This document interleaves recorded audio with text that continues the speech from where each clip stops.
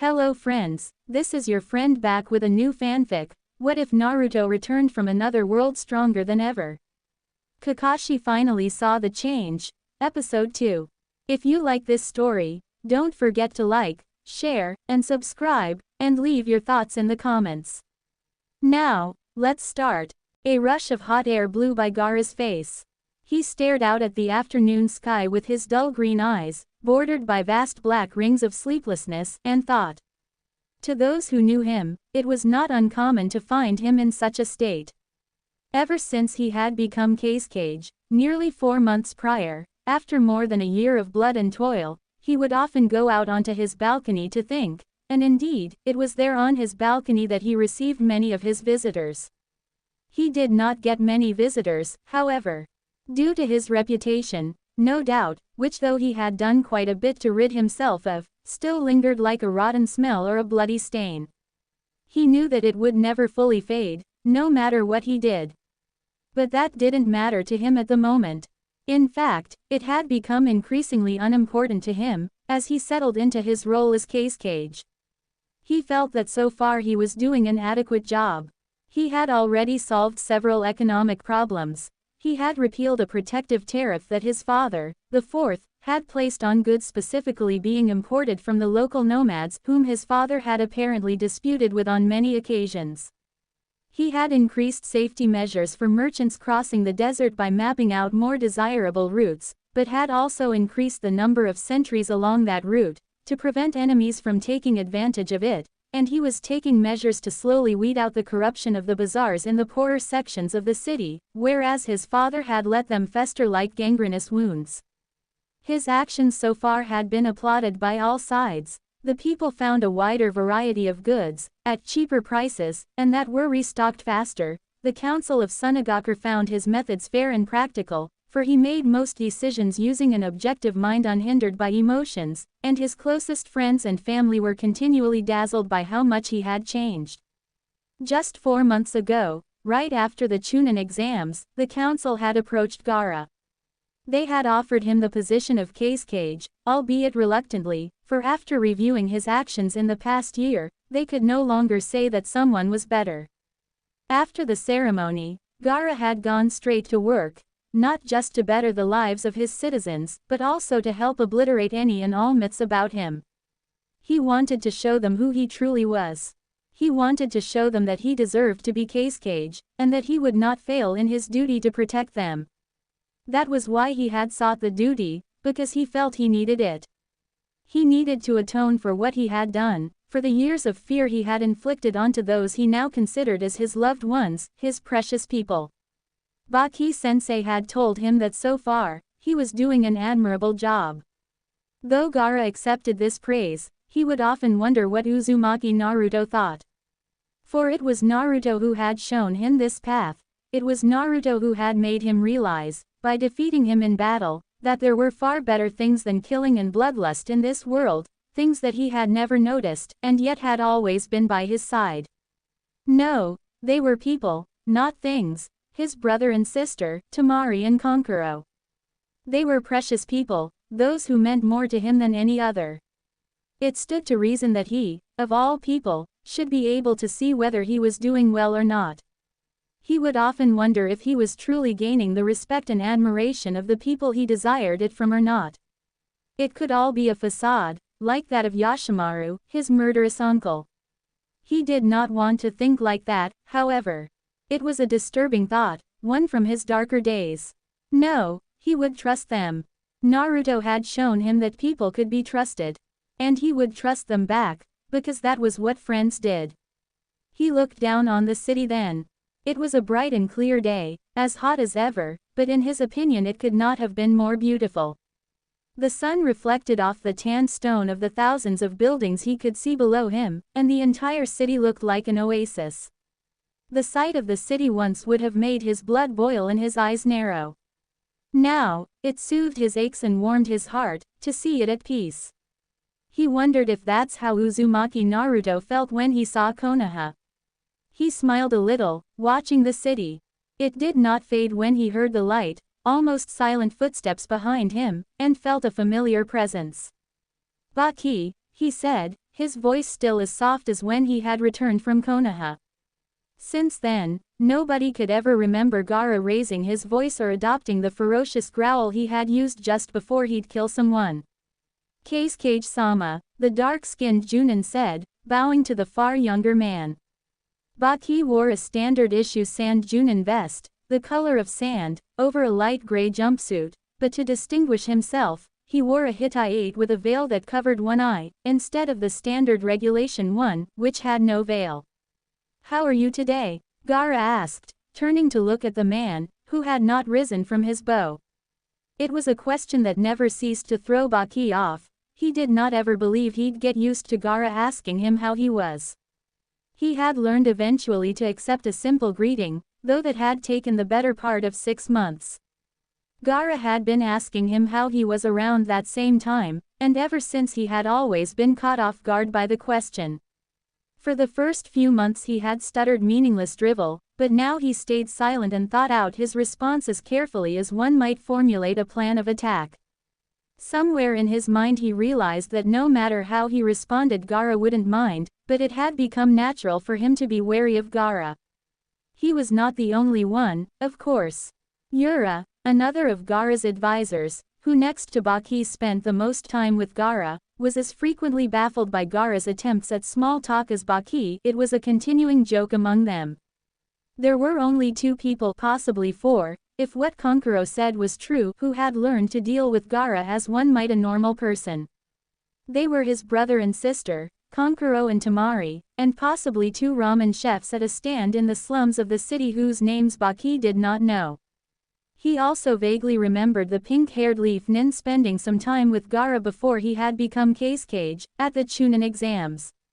Finding no holes in his response, Baki replied as easily as possible, "I am well, Kakashi-sama." "It is a beautiful day, isn't it?" "It is," Gaara agreed, turning briefly away from Baki, and back to the horizon.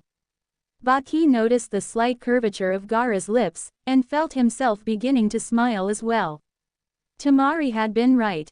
Though Gaara's smile was nothing like the searing grin of Uzumaki Naruto's, the boy responsible for Gaara's reformation, it was amazing in its own right, and one could not help but smile at it, especially if they had known Gaara beforehand. "You have news?" Gaara then asked, turning his eyes as swiftly as a raptor sighting movement.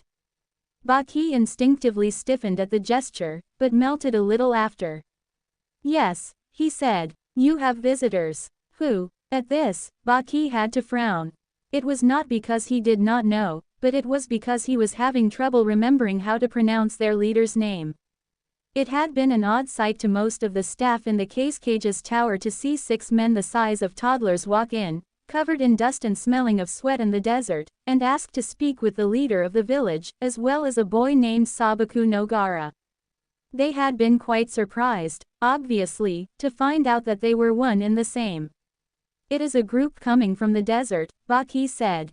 "A little man who calls himself Mechatork leads them. He claims he is on a peacekeeping mission from Uzumaki Naruto, who has apparently returned to this world." Gaara did not react to the news, at first glance. But Baki had known his new face long enough to notice the slight widening of the eyes, the almost parting of the mouth, and the slight upward twitching of the lips. Gaara was indeed surprised, in a good way. "What kind of peacekeeping mission?" "He says that he wishes to discuss that with you." Gaara gave a soft nod. "Send them to my office, Baki. And inform Yura-san of the situation as well." He then swept past Baki before the man could blink, his blue and white robes billowing behind him. "Of course, Kakashi-sama," he said, beginning to call his hands together and perform Shunshin no Jutsu to return to the bottom floor as swiftly as possible. "Call me Gaara, Baki. You were my teacher, it is only proper." Baki faltered in the midst of his jutsu, looking back into the room, where Gaara was now seated at his desk. The young man had not looked at him, and was busy with some paperwork on the desk. Baki stared at Gaara a moment, and then smiled, and even let out a small chuckle before he finished the jutsu and vanished in a whirl of sand. "Of course, Gaara-sama. You're late." Yura, Junin of the Sand, walked dazedly by the freshly slaughtered bodies of 15 of his fellow Junin, towards the two black-cloaked figures that stood before the entrance to the sand. On both sides of him towered walls of sun-yellow stone, artificially sculpted by some of the most powerful shinobi of the past, to protect the city that lay behind them from even the greatest of attacks. Of course it didn't truly matter if they were there or not, if their enemy could attack from the inside. Yura was a rather tall man, with a slim face bearing a small goatee and small black eyes. He wore a tan Junin vest, with a gray jumpsuit, and a standard-issue sand Hittite, from which a tuft of black hair shot at an angle across his right eye. He was dusty and covered in blood and gore, much of which was not his own. He let drop a kunai as he walked, drenched in blood and bearing bits of sliced bone and muscle. Yura did not think he would be in such a situation, not before today. He usually spent his days advising the new Kakashi, who in his personal opinion was doing quite a good job. Though originally, like many of the others, he had been skeptical of Gaara's ability. After all, he was the youngest Kage ever to have existed. He now regarded Gaara as something necessary for the village.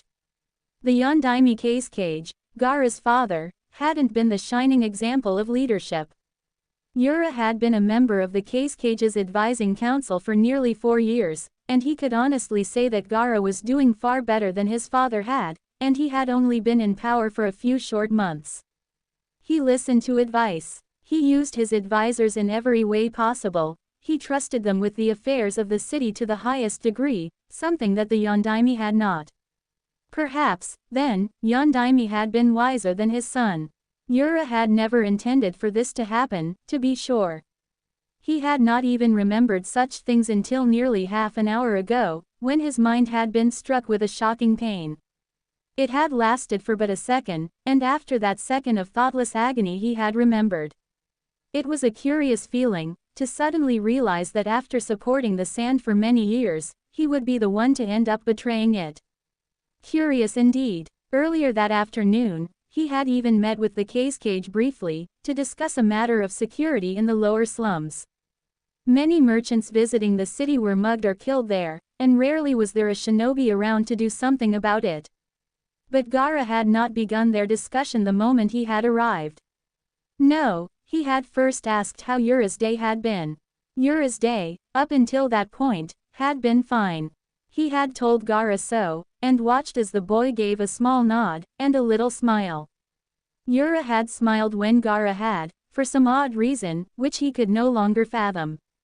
This was an almost daily ritual for them, he remembered. Ever since Gaara had been made Kage, and had begun spending more time with Yura, he had asked the Junin how his day had been. He never knew quite how to answer, a trait he shared with Baki. But he liked Gaara, so he answered to the best of his ability, even if it sounded strange and forced, though Gaara likely did not notice. The discussion had gone well, and Gaara had let Yura do most of the talking regarding the plan. At the end, Gaara had agreed with Yura's proposal, though had amended it in a few ways, reducing its cost and possibly increasing its effectiveness, in a way that Yura had not thought of. He had departed feeling very good about himself. He had also departed thinking that Gaara was that much better for the sand. Yura did not think of himself as evil. He knew he was a traitor, but that didn't bother him. He liked Gaara, and thought the young man an incredible benefit to the sand, but he had no qualms in what he was going to be doing. It was an odd duality, as if somehow his conscience and feelings of righteousness had been blown out like a candle. He had served the sand faithfully and had loved it and its people, which was odd, considering he was going to meet the men who would have it destroyed. And even more odd, was that he didn't know quite what love meant anymore. "Forgive me, Sasori-sama," he said, reaching the second figure, the short, horribly corpulent man dressed in black and red, whose eyes were just visible beneath the hat. They were small and cruel and shrunken, and had a strange glossy sheen to them. The taller of the two whistled. "I didn't think he'd be so powerful, Sasori-dana. Look how many he killed, yeah." The fat one ignored the taller one, and said to Yura, "You've done your duty. The alarm will not be raised, I trust." "No," Yura said, swiftly shaking his head and bowing again. I have removed all chances of it being raised. At this time, Kage-sama should be in his office. You still call him that? Snorted the wide one, even though you've betrayed him. Forgive me, Yura said. But I still have memories of the past. It is strange, I know that he will die, and I care nothing for it. Yet, I still call him Kage-sama. Perhaps it is a habit. He gave a little shrug, and looked away from the man, as if afraid his master would face him with angry eyes. Whatever, the corpulent one turned around and looked at the tall one, who was digging around inside his cloak. Yura could see, concealed just beneath the flowing black material, on the man's left side, a small white pouch. The man was digging around inside of it, and a moment later, it came out, clutching a small white lump of matter. The man held it out in front of him, and Yura watched as it began to sink into his left hand. But that was not quite right. It was not sinking in, so much as being eaten.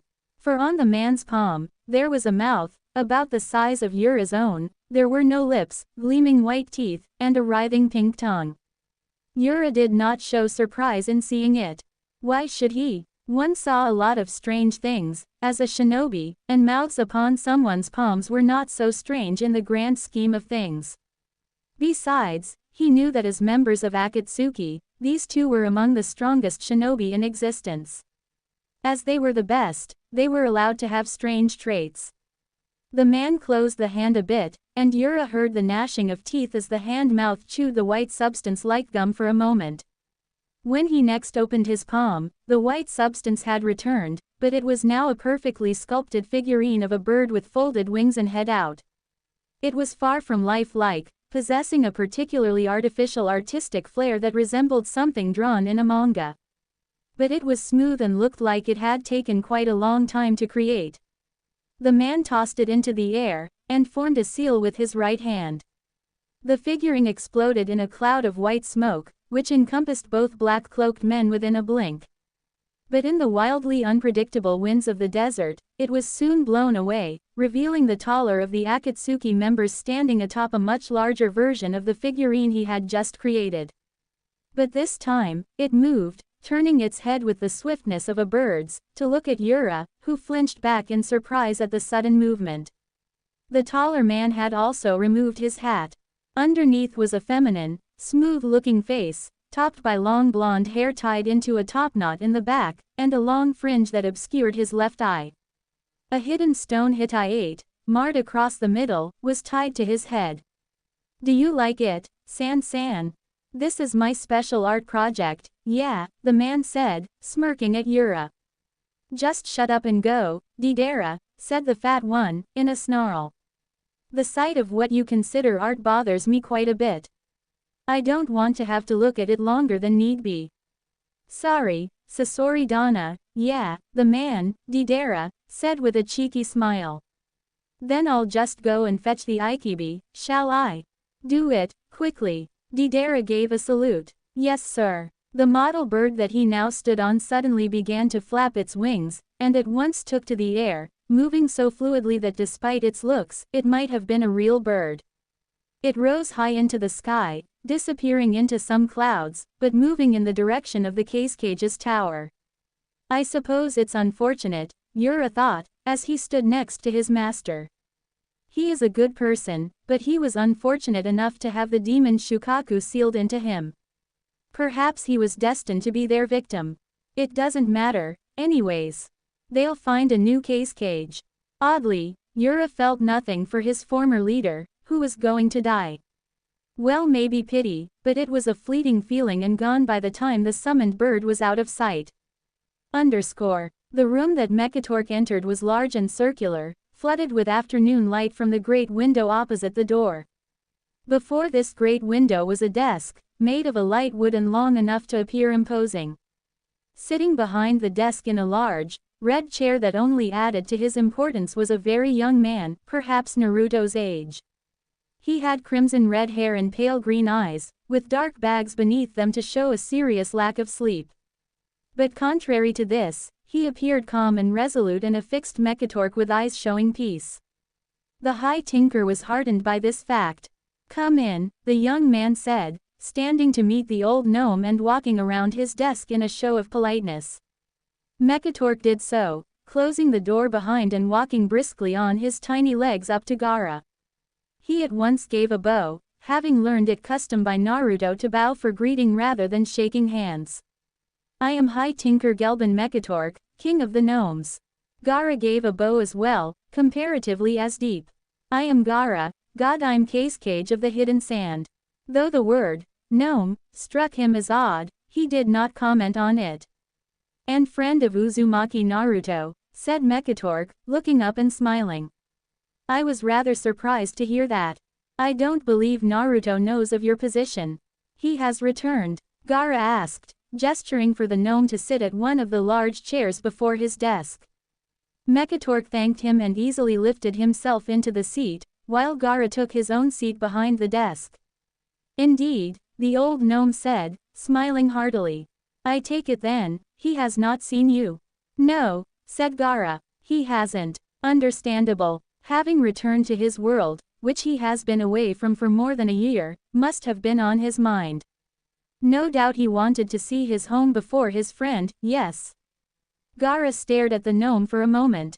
We are not friends. Why do you say that?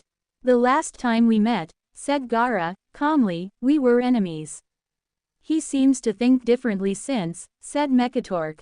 It was, after all, he who told me of you. He called you a friend, and spoke very highly of you. Do you not think of him as a friend? Gaara didn't answer. It was a strange conversation to begin with, and he didn't know if he could put his thoughts into words. No, when he thought about it, he didn't think of Naruto as a friend. He thought of the blonde as something more, closer perhaps, someone to be admired, to look ahead to. Naruto had made such an impact upon his life.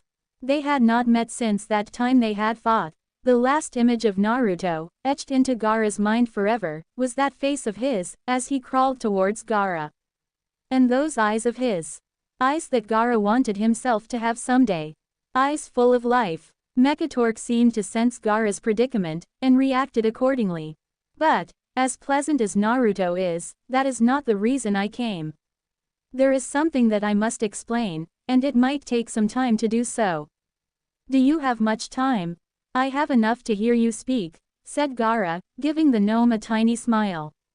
Excellent. Mekatork's tale was not quite long, but filled to the brim with knowledge that Gaara quite needed to know.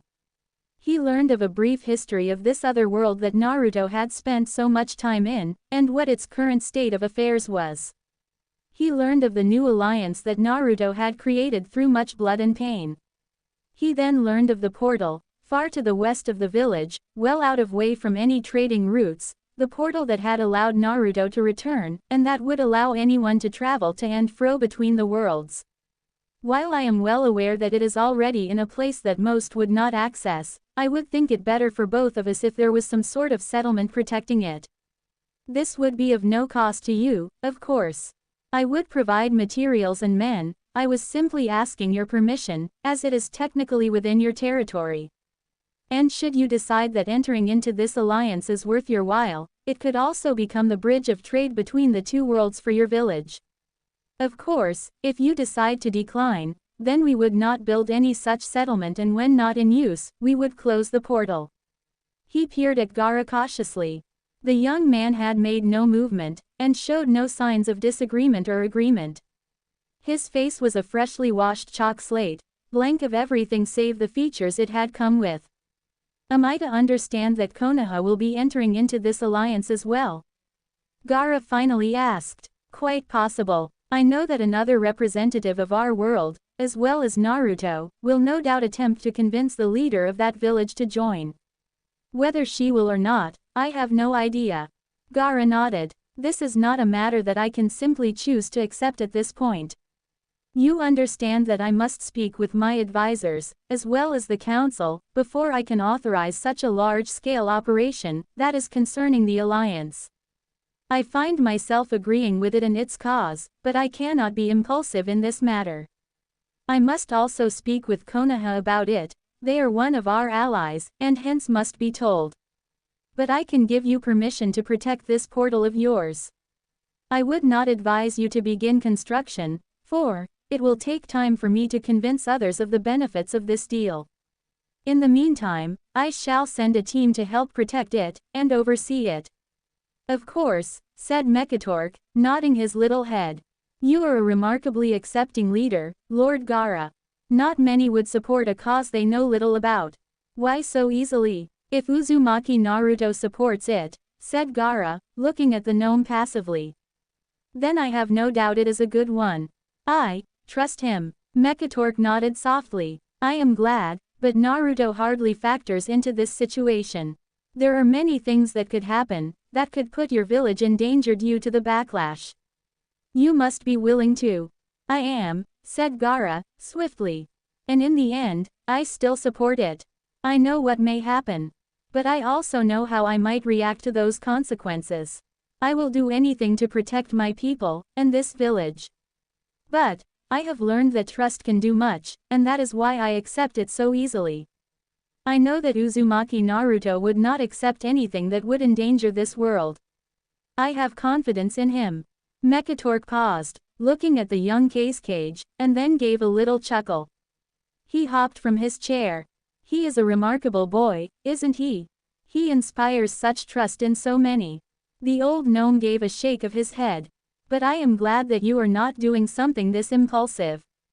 You have as much time as you like to decide, and as much time to discuss with your allies and advisors. This will affect your entire world, Lord Gaara. You are right to think that it is not an easy decision, regardless of what you yourself think. Mekatork then bowed again to the man. If I perhaps might have your leave. I will discuss this with my companions and return to the portal as soon as I can. There is much to do, for both of us. There is, Gaara agreed. Should you see Naruto before I, give him my regards. Such a good friend, he is, don't you think? Gaara began. He did not know quite why he stopped. But he found, under the old gnome's smile, he could not help but answer. Yes, he said, and gave a little smile. Mekatork nodded. I will have no doubt that I will see you again. Goodbye, Lord Gaara. Gaara stood. He too bowed, and gave another small smile, which had Mekatork beaming at its sight. Gaara then led Mekatork to the door and saw him off down the hall. The sight of the gnome cheerily walking away would stay with Gaara for quite a while afterwards. He returned to his desk, briefly wondering what had happened to Yura. Did he know of the situation? He would call the man later, but now he wished to think. He glanced outside, at the beautiful city, and thought of the people within it. People he would do anything to protect. Yes, he thought, he had made the right decision. He would support this alliance, and fight for the village to accept it. It would be their protection, and with it he would give them a life they had never previously had before. He would learn about it, and discuss it, and report it to his people. But this village was theirs as much as his, and though he trusted Naruto in his decision, his people would make the final choice. And that would be the right choice. His eyes lingered upon the village and the beauty it represented. Then, as he turned, he spotted something in his peripheral vision, high in the cloudy blue sky. A bird, a large, white one that Gaara had never seen before in his village, flew gracefully across the sky. It would occasionally disappear into a patch of clouds, and was making its way steadily towards him. He stared at it for a moment, and felt a strange feeling come over him. It felt like a stone had dropped into his stomach, and as he watched the bird, getting closer and closer to his tower, the stone seemed to grow larger and heavier.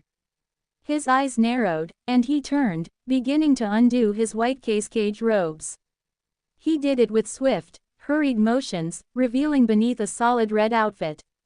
He walked towards the door, taking with him as he left the office a large gourd, the size of an adult man, which rested beside it. For the first time in his life, he knew absolutely that something was wrong. Deidara smiled slightly in excitement when a dark red dot appeared on the top of the tower below him. He had been circling it for a few minutes, deciding how he should enter. Already he had slain a few guards around its perimeter, using little bits of his clay. It was such a wonderful feeling. He shivered every time he heard the sound of his art becoming dust, whether it was a small bang or a tumultuous boom.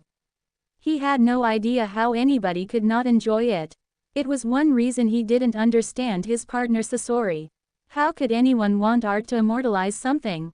It was unnatural. Nothing was immortal. Hence, how could art do something like that? Art was supposed to show the fleetingness of time and life. It should only last as long as the feeling that it represented did.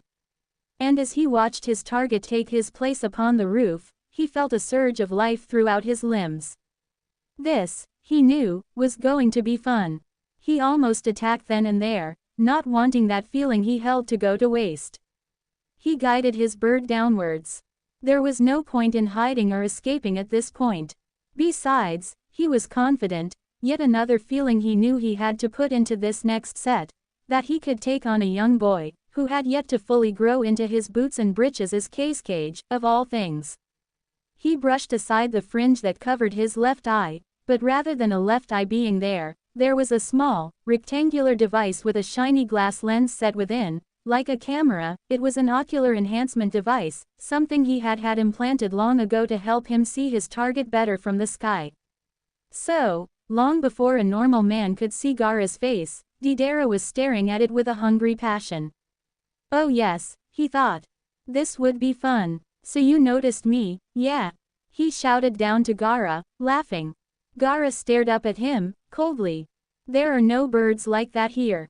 What do you want? Deidara smiled, reaching into his cloak and one of the large bags full of his special clay.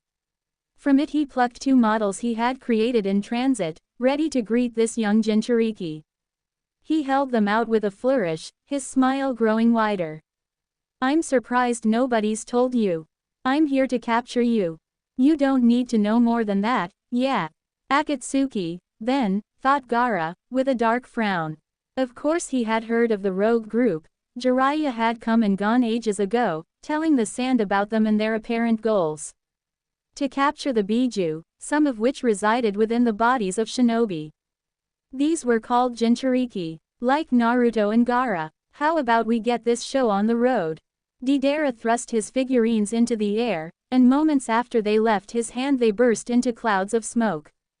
A fraction of a second later they appeared again, one the size of a small dog, a crane-like bird with a long neck and long, thin wings, the other the size of a large horse, a frightening-looking beast with 3 long heads, large bat-like wings, and a long, whipping tail.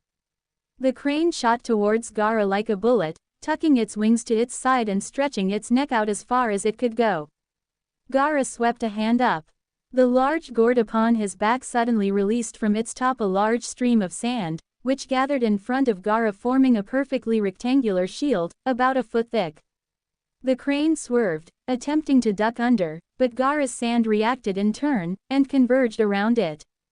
But the other beast did not head for Gaara, instead it began to circle around the Cage's tower, flapping slowly and never taking its 3 heads off Gaara.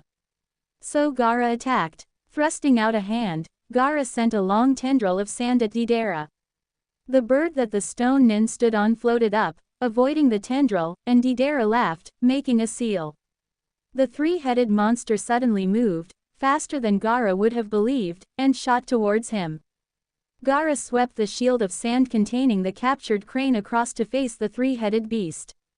More sand flowed from his gourd into the shield, making it stronger and thicker, and thus enabling it to absorb the considerable impact from the second figurine. Deidara smiled. Art's the bomb. Gaara's world exploded. The crane tucked and crushed within Gaara's sand shield responded to its creator's command by suddenly detonating with the force of 4 or 5 explosive notes. It blew apart the shield at the same instant the other figurine flapped its wings in and exploded as well, though much more violently. It ripped across the silent air and completely obliterated what little was on the roof of the tower, while throwing Gaara off his feet and then off the edge of the building.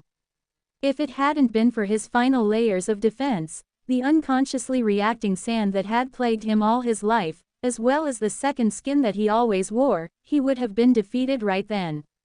But perhaps that was what Deidara had intended, because he swept down as soon as Gaara began to fall, ready to catch the unconscious boy. Unfortunately, Gaara had not yet lost consciousness. Even with the explosion ringing like a booming bell in his ears, he had enough sense to stop his fall with his sand, creating a small platform for him to stand on. He looked up, seeing Deidara frowning at him. "Damn," the Akatsuki member muttered, reaching into his cloak to retrieve more clay. He had been expecting the last attack to be the final one. Now he had lost the element of surprise, and Gaara knew what his clay could do. The young Kakashi wouldn't make that mistake again. When the ringing faded, Gaara stood and crossed his arms. He looked up towards Deidara again, his pale eyes with those dark rings boring into Deidara's single blue.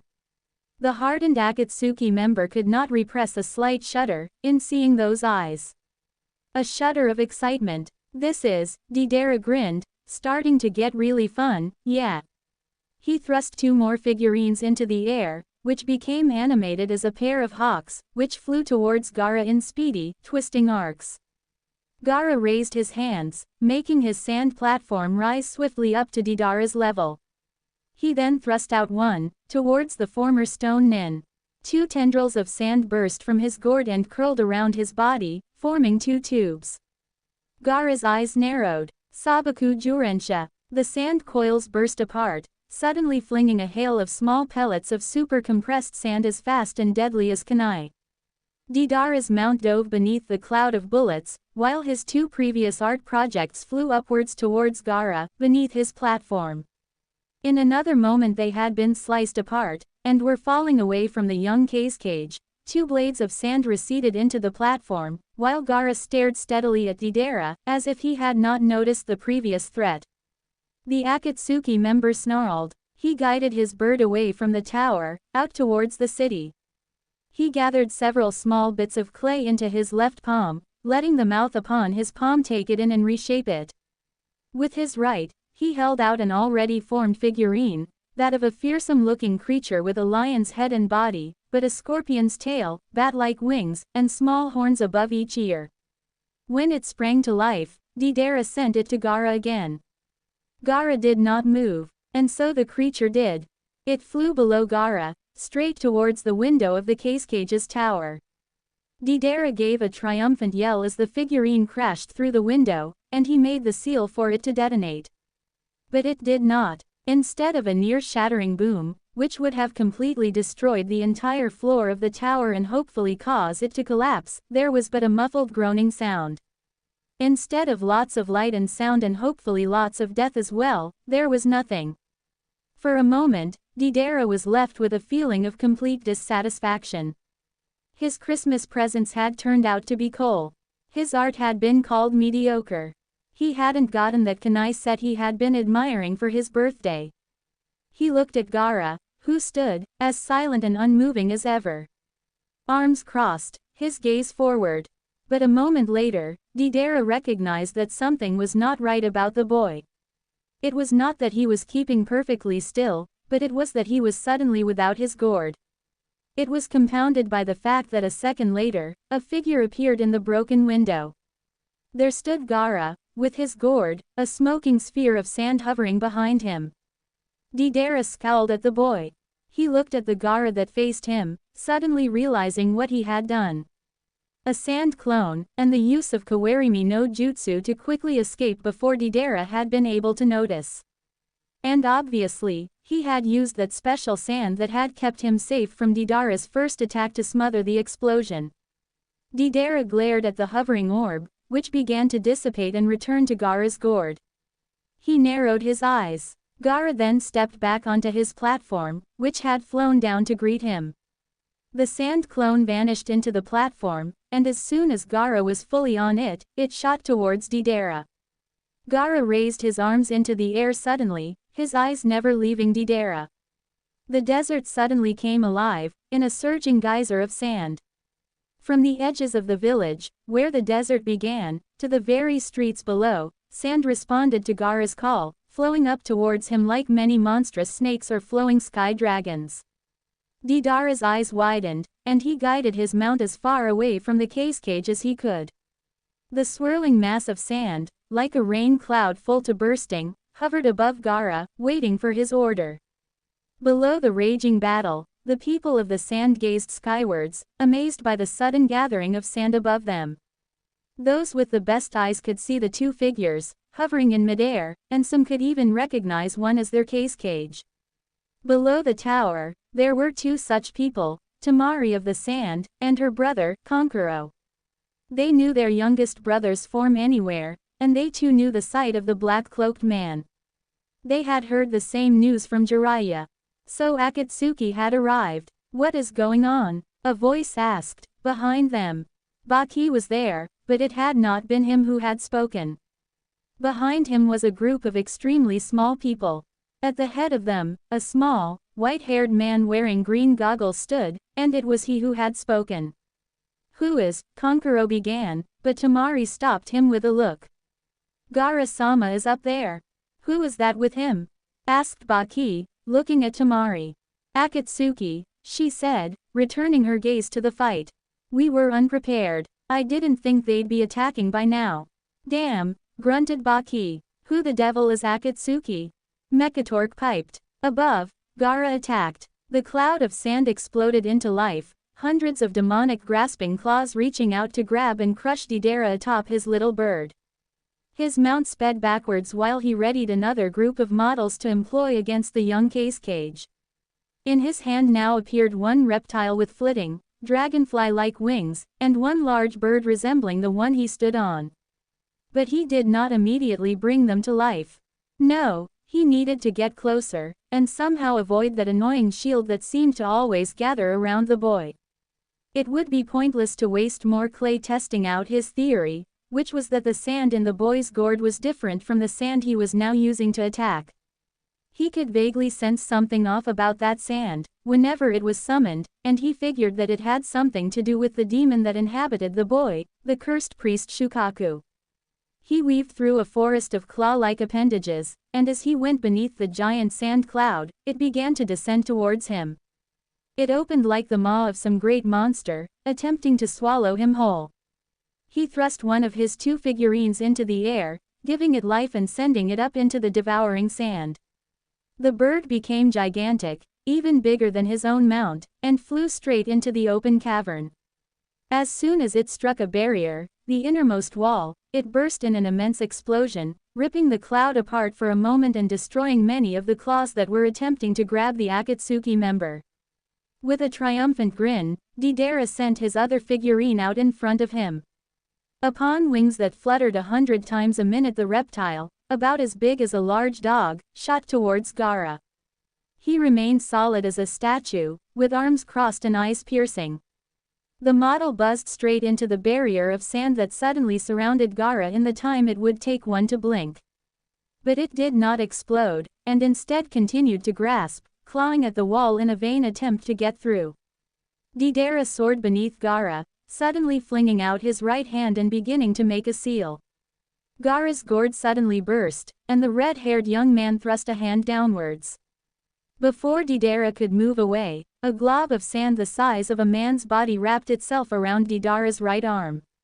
Sabaku Q. Gara clenched his open fist in a fierce, violent manner, and the glob of sand suddenly compressed with such violent force that Deidara's arm was crushed into a rail-thin rod of bone, meat, and blood.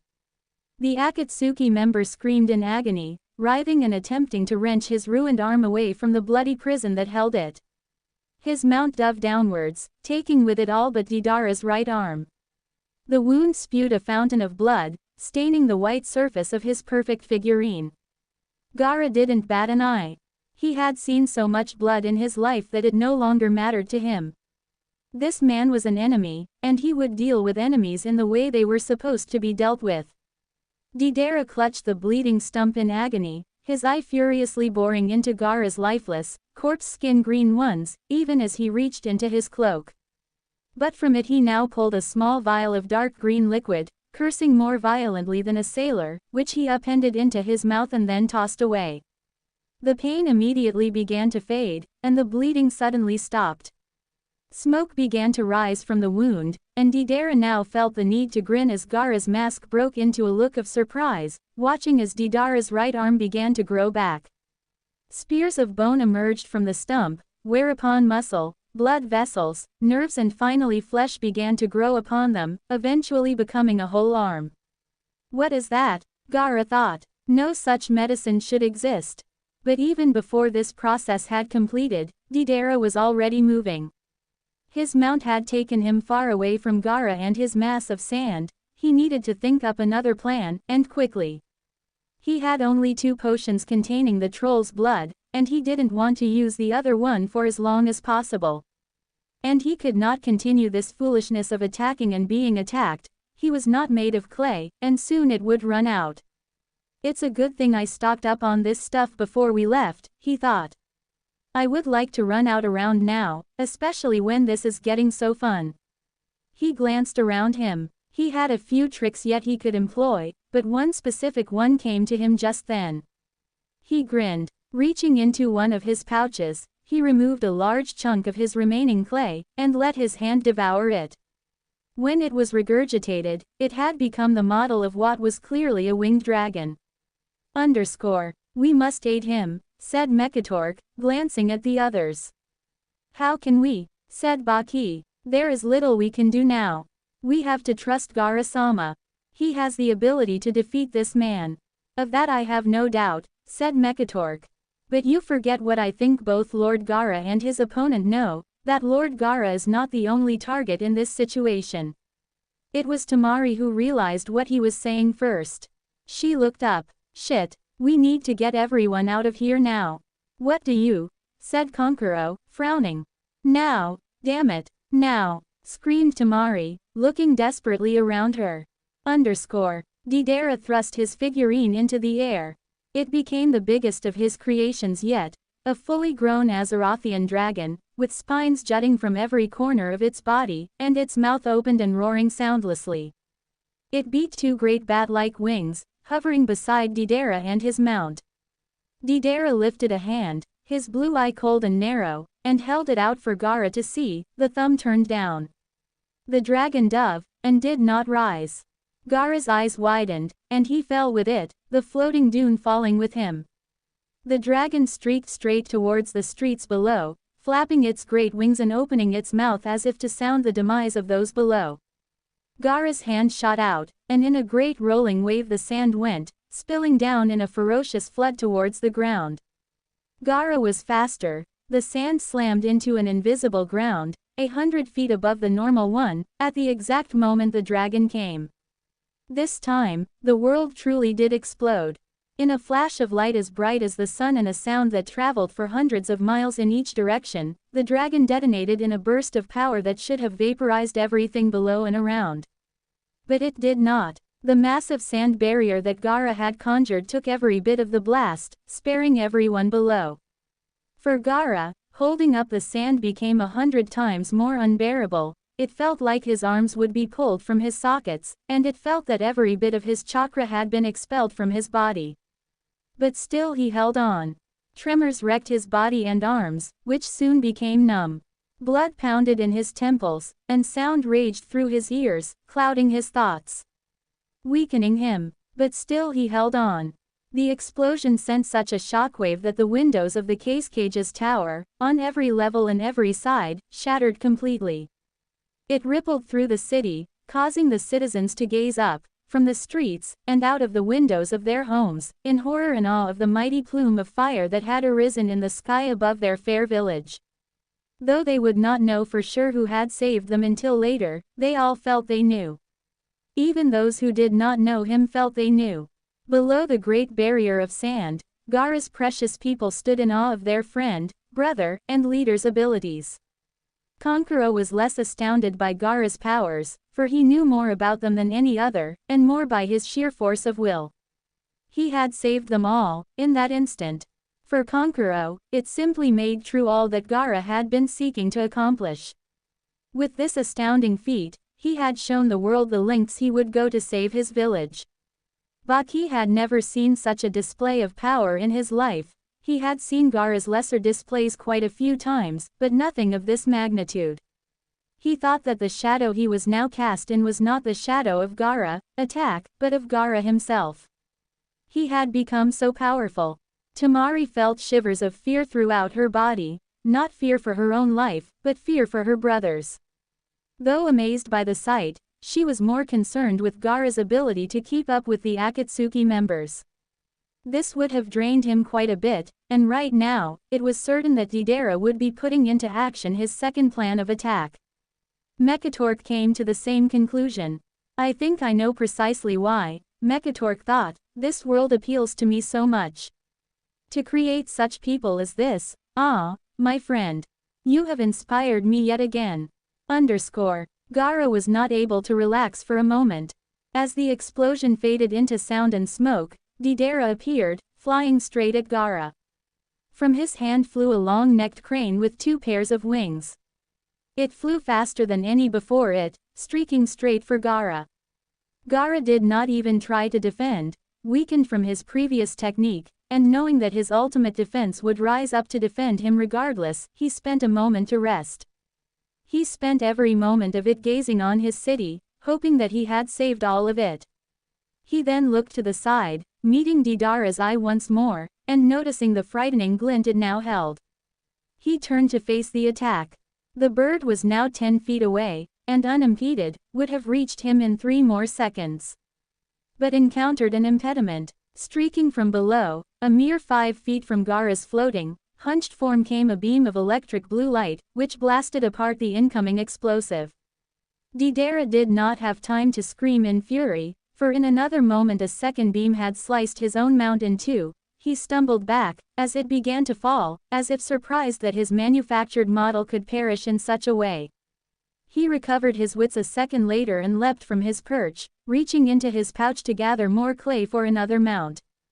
Now Lord Gaara, hit him now, a voice called from below, which despite the mechanical distortion, Gaara knew almost instantly. But when he looked down to see the old gnome, he could not.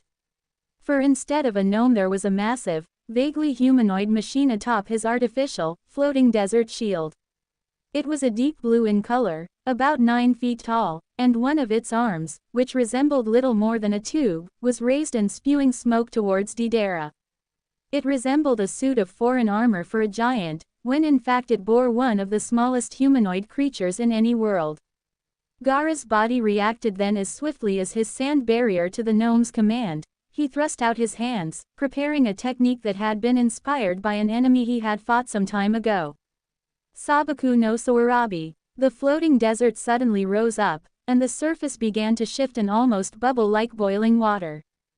Deidara, clutching a new figurine in his hand and ready to summon it, suddenly found himself face to face with Mekatork's machine suit, staring directly into the goggle-covered eyes of the High Tinker. The suit's other arm, which resembled the head of a large hammer, thrust out in a blur and slammed into Deidara's stomach. The Akatsuki member threw up blood, blasted away from the giant suit, his mount uncreated. He then twisted, mid-air, to see the floating mass of sand rise up towards him in the form of 1,000 spiky, coiling protrusions, like a forest of vines and thorns. Deidara cried out in surprise and fury as he vanished into the sand forest. His cries were gone as soon as before Mekatork could join him, a small mass of sand came up beneath him, stopping his fall. He rose up gradually then, to join Gaara by his side. The young Cage gasped and wheezed, but Gaara awarded him with a smile that was larger than normal, which many would have killed to see. But it vanished, when the sand forest exploded. Deidara emerged, astride a gigantic owl, his single eye glaring murderously towards the two. His body was perfectly unharmed, save for a few rips and tears in his cloak. Deidara threw 2 models into the air, summoning them both. They both became dragonflies, streaking towards the 2 leaders, while Deidara himself flew backwards. Mekatork raised his right arm, and so did his suit. From it he fired a blue beam of light, a laser strong enough to cut steel, which cut in half one of the figurines, while the other dodged down and up to avoid the blast. It continued its flight, now nearly 15 feet away, weaving expertly away from Mekatork's laser. A moment later, perhaps, Mekatork would have gotten it, but that same moment 2 blurs appeared from below Mekatork's sand platform. A winged snake model leapt up and coiled itself around the Gnome King's attacking arm, while another coiled around his right leg. Both exploded before Mekatork could think of an appropriate response, and his suit's right arm and right leg were suddenly destroyed. Unable to hold his balance, he fell to the side and off the platform. The dragonfly flew unimpeded, striking Gaara's sand barrier and exploding. Deidara let out a ringing, cold laugh, which Gaara could hear from behind the barrier. He did not know quite why for a moment, before a flicker of movement right before his eye caught his attention. There was a moth, pure ghostly white and fluttering noiselessly next to his face. His eyes widened, and though he jerked away enough to avoid being slain, it was not enough for much else. The moth burst apart in a surprisingly large bang, and everything went black for the young cage. The sand fell like rain. Temari and Konkuro stared up, their faces mirroring the same look of striking terror. They did not even bother to cover their eyes, as the sand from Gaara's summoning fell towards them like a summer rain. The sky, though blue, now seemed dark and gray, as the rain fell. No, Temari roared, as she saw Gaara begin to fall, landing upon Deidara's owl. She lifted her fan from its strap on her back, and flipped it open. Baki grabbed her. "Don't waste your chakra," he said, softly. "It won't reach him." Temari closed her eyes, willing the sand to stop its flight. Willing Gaara to come back. She looked up again, and felt tears gather, tears that would remain unshed for a while. Yet, tears that had been gathering for a good deal of time. "My king, your highness," cried several gnomes, staring up as Mekatork's suit fell with a resounding crash to the earth bursting apart. They reached it to find him still within, alive and unharmed, and saw Deidara's owl flying off into the distance. No, he thought, this can't be. How could he have been so foolish? He had underestimated his opponent, and that had cost him Gaara's safety. And now the boy was gone, captured. He looked to his subordinates. "Do any of you have a Mechanostrider? We must pursue them." They all nodded. The group of gnomes took small capsules from pouches around their belts, crushing them in their fists and then running through a few hand seals. Summoning. "Mechanostrider. I'll come with you," hissed Temari, appearing at Mekatork's side. Her face was flushed with rage, and her eyes narrowed in the direction of the village entrance.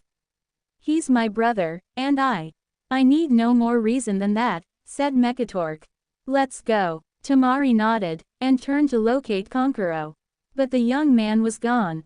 "Where did Konkuro go?" she asked, looking at Baki. The man frowned, and glanced about as well. "I thought he was here.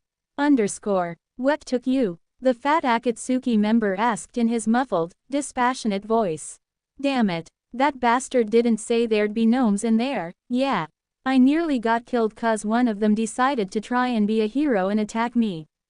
I lost an arm in there, too, to this little shit." He kicked Gaara's limp body. "God, if I hadn't stored some clay in it before he ripped it off, I might not have won."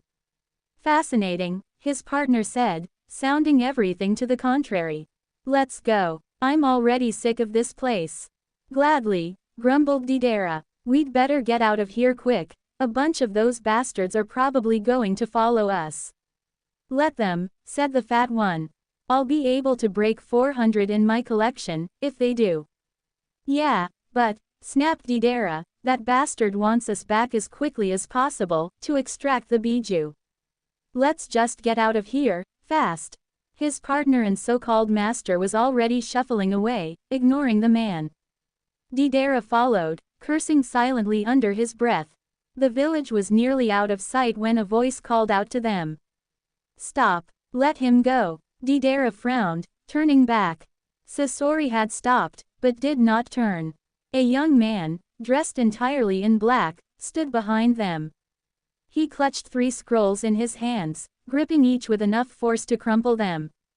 His eyes were black as his outfit and narrowed into glinting onyx daggers. "Let him go," he said again, now almost a whisper. Deidara scowled. "Come and get him if you want. Just leave, Deidara. I'll deal with him myself." Sasori had turned, Kankuro shivered slightly under the gaze of the emotionless, squinted and glossy eyes of the Akatsuki member. But it took a glance at Gaara's body to rekindle his fury in a heartbeat.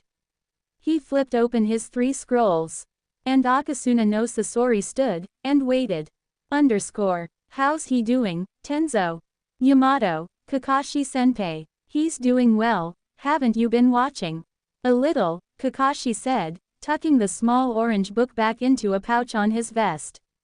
They were looking out across the training field, where Naruto was. He stood at the edge of a small river that Yamato had created several minutes previous, using a simple water jutsu. The boy was soaked, and looked to be in a bad temper, but had not stopped in his efforts. He was performing a training exercise neither had seen before. The blonde was attempting to hold a sphere of water between his hands, using only Kyuubi's chakra. It had been since he had started a seemingly useless and impossible task. Nearly every time he did it, the water would bubble and boil and begin to evaporate, making it far more difficult to hold onto. That didn't stop the boy from trying, however, and it was a good way of controlling chakra. Yamato had ordered him to do something else after he had knocked himself out for the 3rd time in his tree climbing exercise. Do you intend to teach him, after this, Yamato asked, the elemental recombination technique? Kakashi nodded. From what I've seen, he already knows it to a degree, he just doesn't know that. He's never had any formal training in it in his life. There is an even better reason for teaching it, however. You'll find that out later. Yamato nodded. His hand was still stretched out in the same fashion as before, and still the same kanji, seat, was written on his palm. It was becoming easier to control the demon's chakra, ever so slightly, every few hours of every day of their training. It was already 3 days into it. Naruto was learning quickly, as Kakashi had promised. He suspected that it would take another week or so, and Naruto would be able to learn the special training technique Kakashi had promised him. Kakashi-san. The voice broke into both Yamato and Naruto's thoughts, and Naruto dropped a globule of heated water onto his crotch. He yelled out in surprise and pain, turning to glare murderously at whoever had disturbed him. With his shaggy black hair and the small bandage that perpetually covered his nose and cheeks, was Hagane Katetsu, one of Tsunade's personal assistants. He had a despairing look on his face.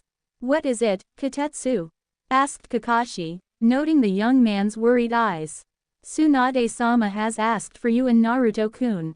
You have a mission, a very important one. Now Naruto was listening as well. A mission? Katetsu nodded. To the sand. They need our help. Their case cage has been captured by Akatsuki. It was supposed to take 3 days. To reach the sand, it was supposed to be 3 days of travel, if one considered the average speed of a shinobi and whether the weather conditions were apt or not. However, for Naruto, Sakura, Tsuwabuki and Kakashi, it took only 2. Naruto had not taken the news Tsunade had delivered well. Gaara's been captured. Naruto roared, as soon as Tsunade had finished telling him that Gaara was the case cage, and he had in fact, been captured. The woman stared at him calmly for a moment, and then nodded softly. Yes. Roughly 10 hours ago, a message was sent from the sand to us, describing a battle which had previously taken place between Gaara, the case cage of the sand, and an unknown shinobi that used explosive summons, dressed in a black cloak with red clouds upon it, Akatsuki. Her own eyes narrowed slightly at this. She was not happy about it either, especially because Jiraiya had been right.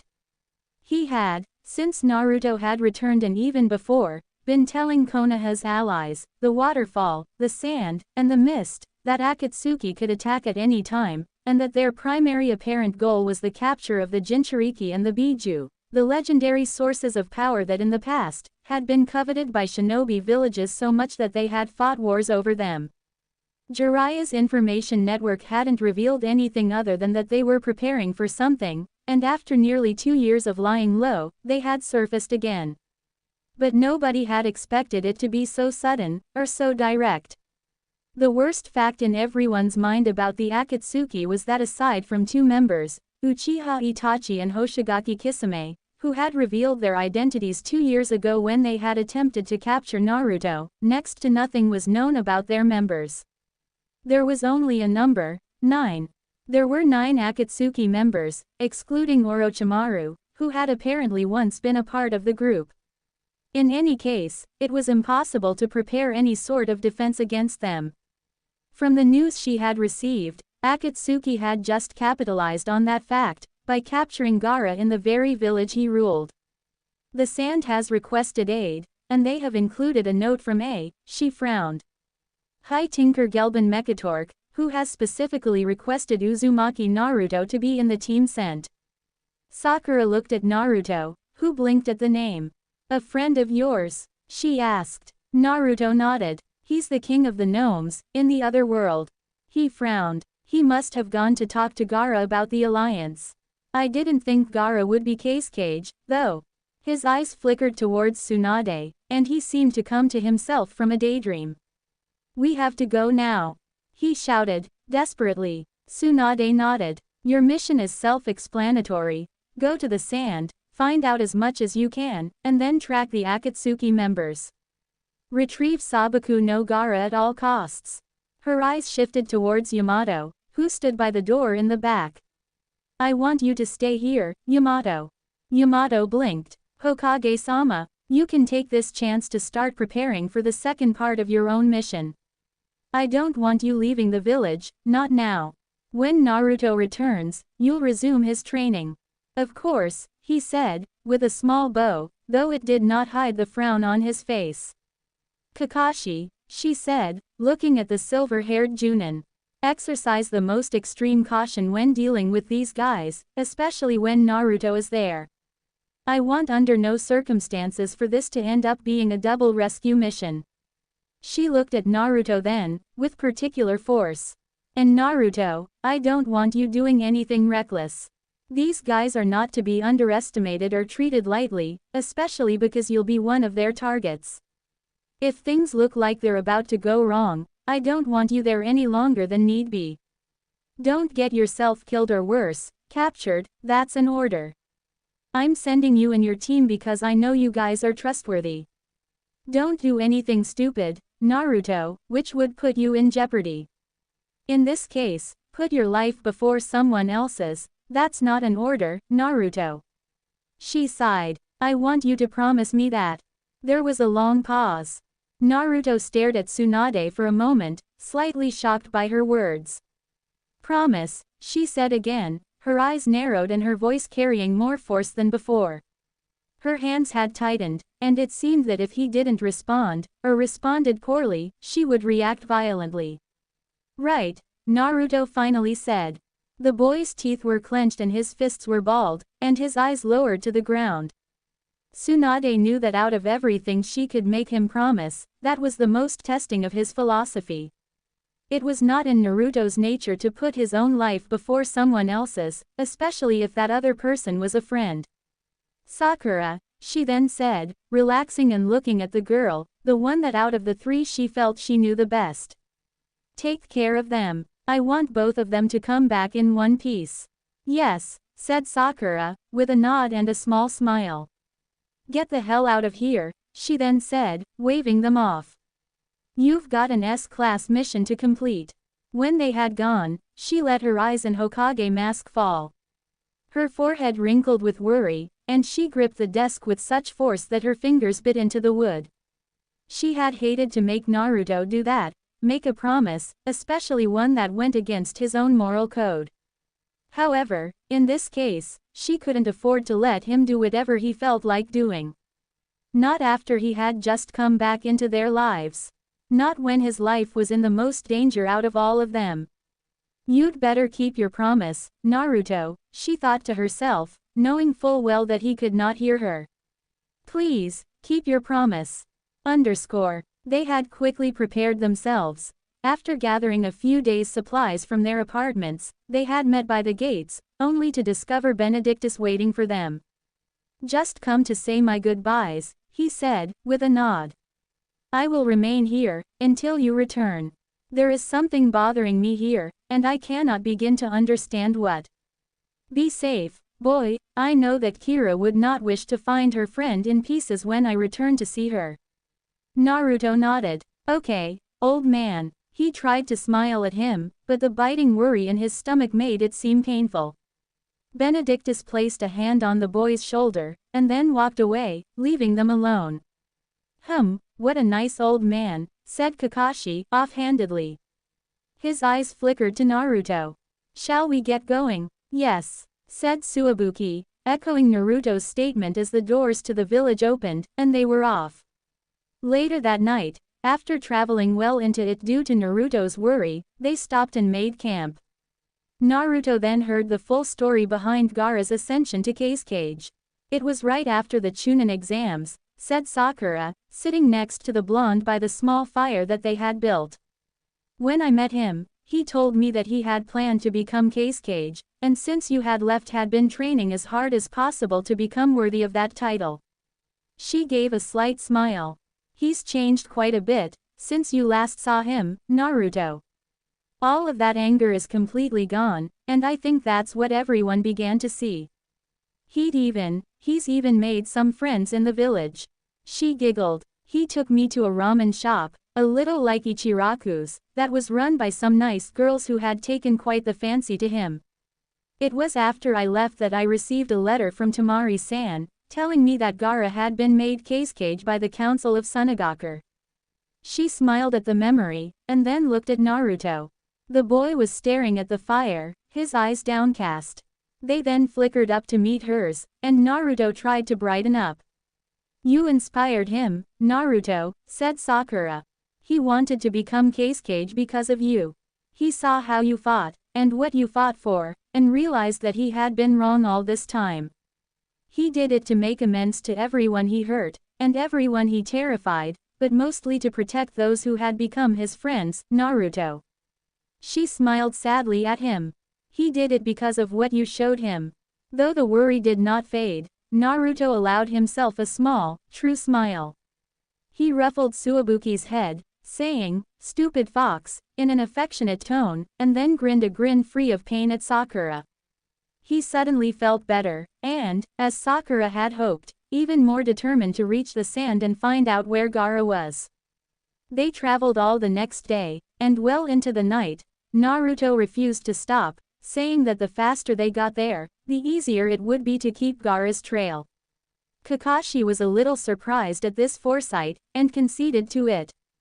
They pressed on, and by noon the next day, the cavernous walls of the sand village could be seen in the distance. It was mid-morning when they arrived. They were met at the entrance by familiar faces. Mekatork smiled sadly when he saw Naruto, whose face was painted with a worry that easily matched Temari's. The young woman stood by the high tinker, her eyes widening slightly when Naruto walked up. She was a little surprised by how much the boy had changed since she had last seen him. He had certainly grown taller, and gotten handsome. She shook her head, and gave Naruto a slight bow to acknowledge his presence. Her eyes turned to Sakura, then, and she gave a half smile. I wish I could say it was good to see you, she said. Sakura nodded. Her eyes drifted towards the others who had come to greet them. Where's Kankuro? The hospital, said Tamari, her mouth thinning and her brow creasing with worry. Gaara wasn't the only victim of the attack. We haven't been able to get a coherent word out of him, he's badly wounded. He's been poisoned with something none of our medic nins have been able to identify, much less cure, and if an antidote isn't found soon, she grit her teeth, looking more wounded than if a blade had cut her arm off. Just come. You're a medic nin, right? Maybe you can help. She spun on her heel, and walked quickly away. Sakura went fast on her heels, while the rest followed at a slower pace. Mekatork turned to Naruto, as they walked. Before the attack came, he and I did meet my boy. He was completely receptive to the idea, and I saw a similar determination beginning to burn in him by the end. His eyes became downcast. I tried to aid him. I even thought I had, for a moment. But that man was immensely skilled, and caught me by surprise. I feel as if I have failed in my duty once again. Some alliance this has turned out to be, Naruto tried to offer a smile, or an encouraging word. But it didn't work. He couldn't manage even a flicker of either, and remained silent with fists clenched, as they walked. Mekatork watched the boy, and felt more guilt stab at his aged heart. He had failed far too many times in his life, he now knew. First his people, and now his friend. He heaved a great sigh. Neither spoke for the rest of the walk. Sakura held out a glowing hand, and laid it atop Konkuro's bandaged chest. She kept her eyes square on the area she was touching, and taking a long, slow breath, began to slowly draw her hand away. She took even rapier breaths and all at once jerked her hand away, pulled with it, contained within the green aura around her hand, a stream of the foulest, blackest fluid she had ever seen. When it came free of Konkuro's wound, even contained in the aura of her chakra, it stank vilely, like burning battery acid. She quickly gathered it into a sphere, and then placed it into a glass container on the young man's bedside table. But she wasn't done. She quickly held her hands above the boy's flesh again, and after a few calming breaths, she let her chakra flow into him, repairing his wounded body as she moved her hands up and down his chest, over to his arms, up to his neck and head, and even down to his stomach and legs. Nobody spoke as she did this. Some, such as Kakashi and Naruto, in awe of the display of skill, while others still worried that something would go wrong, or that she hadn't made it in time. She was extremely thorough, and did not stop moving from start to finish of her examination. Finally, she stepped back and let her hands fall in tandem with a deep exhale. She smiled sideways at Temari. "It's okay. The poison's been drawn out and I was able to repair most of the damage it did. Whoever made it was a genius. It attacks both the central and the peripheral nervous systems, inducing paralysis in the limbs and eventually cardiac arrest and neural suffocation. It takes a long time, but it's extremely painful and destructive." She glanced back at the black fluid that rested by his bedside. "He'll survive, but he won't be able to do much of anything for a few weeks. Nerves aren't the best healers, and that poison was extremely damaging to them. If I had come a day or so later, it would have been too late." Temari gave the barest of nods as she walked over and knelt by her brother's bedside. "Thanks," she said, to Sakura. She reached over and placed a hand on Konkuro's forehead, feeling how cool it was compared to earlier, and brushing away a small errant lock of hair. "Moron," she muttered to the puppeteer. "You complete moron." "Sorry," he mumbled, startling everyone present, saving Kakashi, and causing Temari to shoot to her feet. For a moment, relief and elation to see her brother able to speak brightened her face. It then degenerated into anger, born from love, and she promptly slapped Konkuro in the face. "Ow!" the young man shouted, nearly sitting up before pain bereaved him of his motor functions, and he fell onto his back again, gasping. "Ow! Don't move, Konkuro-san," muttered Sakura, giving Temari a slight glare. "You're badly injured. You just spent nearly 2 days in a poison-induced delirium. Course, you look like you've just spent 2 days in a bathtub full of your own sweat," said Naruto, finding in his own relief a small pocket of cheekiness. "Naruto, that you?" Konkuro muttered, looking up.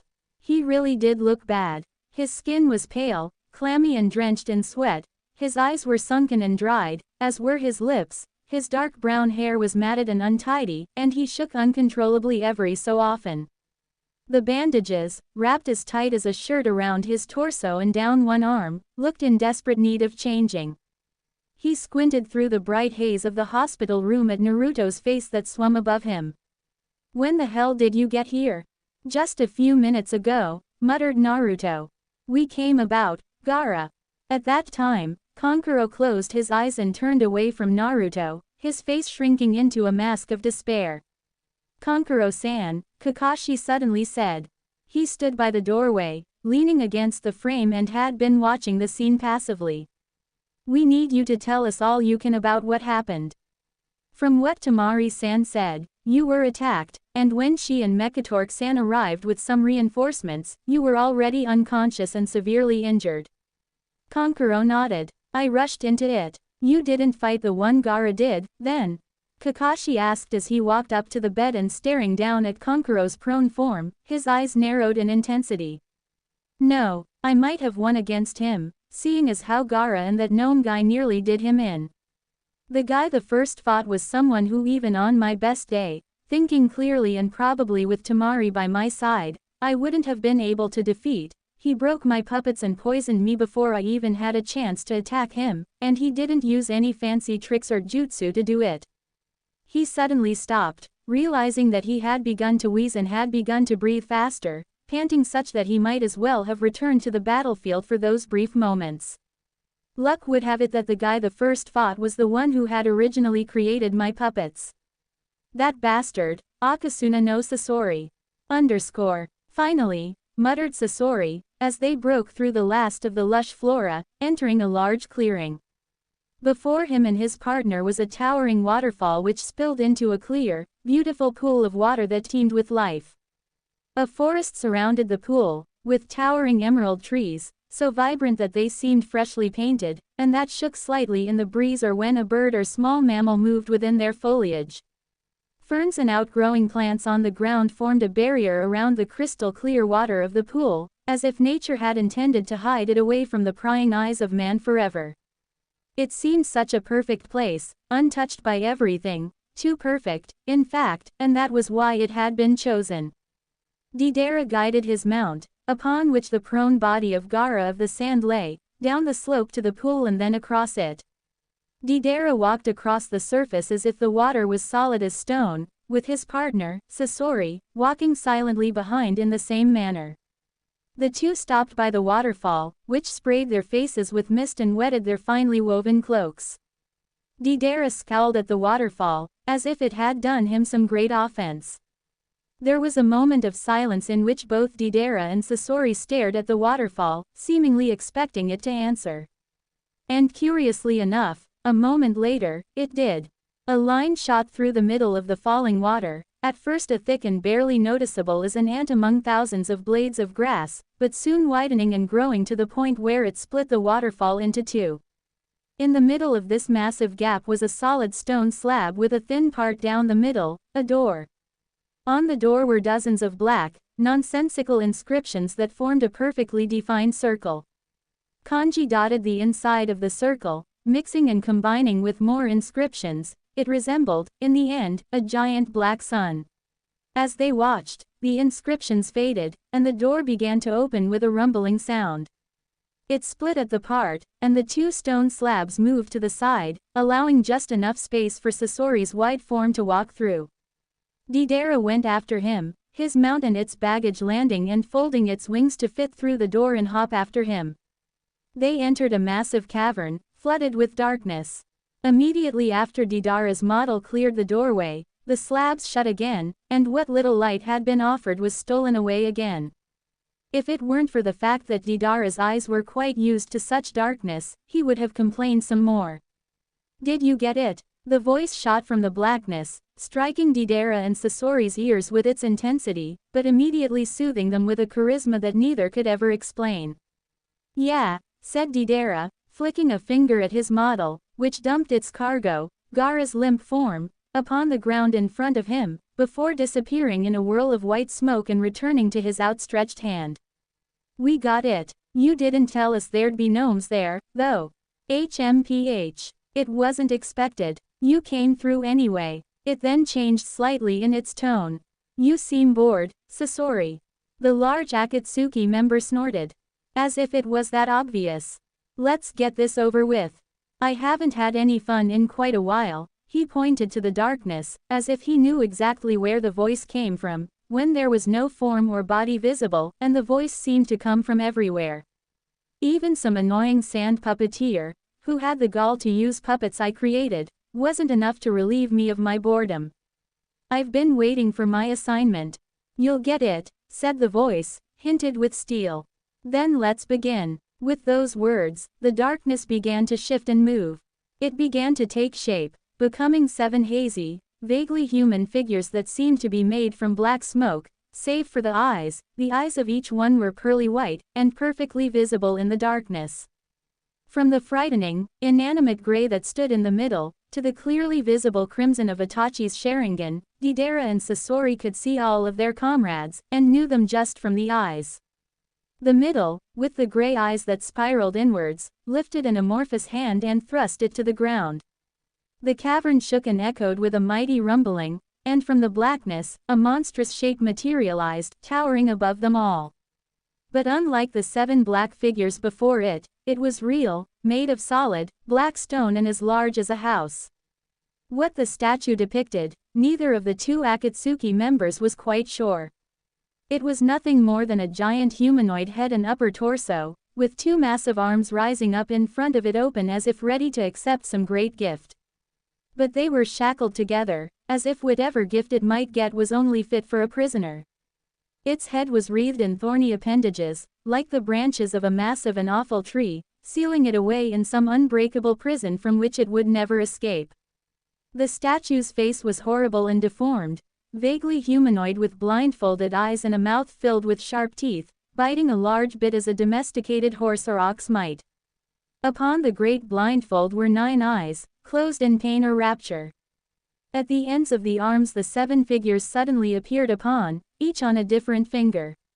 It left but 3 unoccupied, 2 for Sasori and Deidara, and 1 for the missing member that they knew would never return. It'll take 3 days. We begin immediately. The Aikibi is the first of many, the man with the eyes of gray said. Deidara and Sasori nodded, walking and shuffling past Gaara's body, which lay limp, and alone, on the cold ground.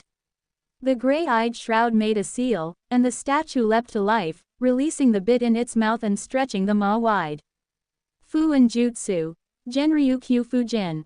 From the mouth exploded 9 swirling forms, the purest of white yet illuminating nothing in the cavern. They were shaped like the heads of dragons, with mouths agape and snarling unheard. They converged around Gaara, lifting him into the air, enrobing him in white light. And he awoke. And he screamed. The white was not purifying or lovely, it burned his flesh and filled his mind with nothingness. He could not think, and so he screamed with all his might, some part of him hoping that he would be heard. But he wasn't. He screamed and screamed, but he was alone in the world again. Chiyo Basama, said Baki, falling to one knee as soon as he entered the small garden. He kneeled facing a pair of extremely old people, who sat at the edge of a pool. The first, an incredibly old man with shocking white hair and an oblong head covered in so much loose skin that he looked like a melted wax sculpture. Even his eyes were invisible, obscured beneath 2 large flaps of skin above his eyes. He was dressed in a black robe and had a small round hat fitted over the top of his head. He sat, clutching a fishing rod perfectly still in his hands, and humming something under his breath with a small, crooked smile on his face. But Baki had not addressed the man, who he sat quietly while the one Baki had addressed, an aged woman, looked up and glared at the man. "What do you want?" she asked, narrowing her small, button-black eyes, peeking out from behind similar flesh scraps. Her face was pale, wrinkled, bloated and covered in liver spots. Her nose was tiny and squashed and her hair was limp and ragged, the same white as the man's. Her mouth was creased into a faint line hidden among the wrinkles, and along with her eyes, created a reproving look that made Baki swallow. Dealing with Chiyo was like dealing with an angry snake. You made one sudden movement and your life could end in a flash. In her old age she had grown quite bitter and frighteningly cynical, making dealing with her always a chore.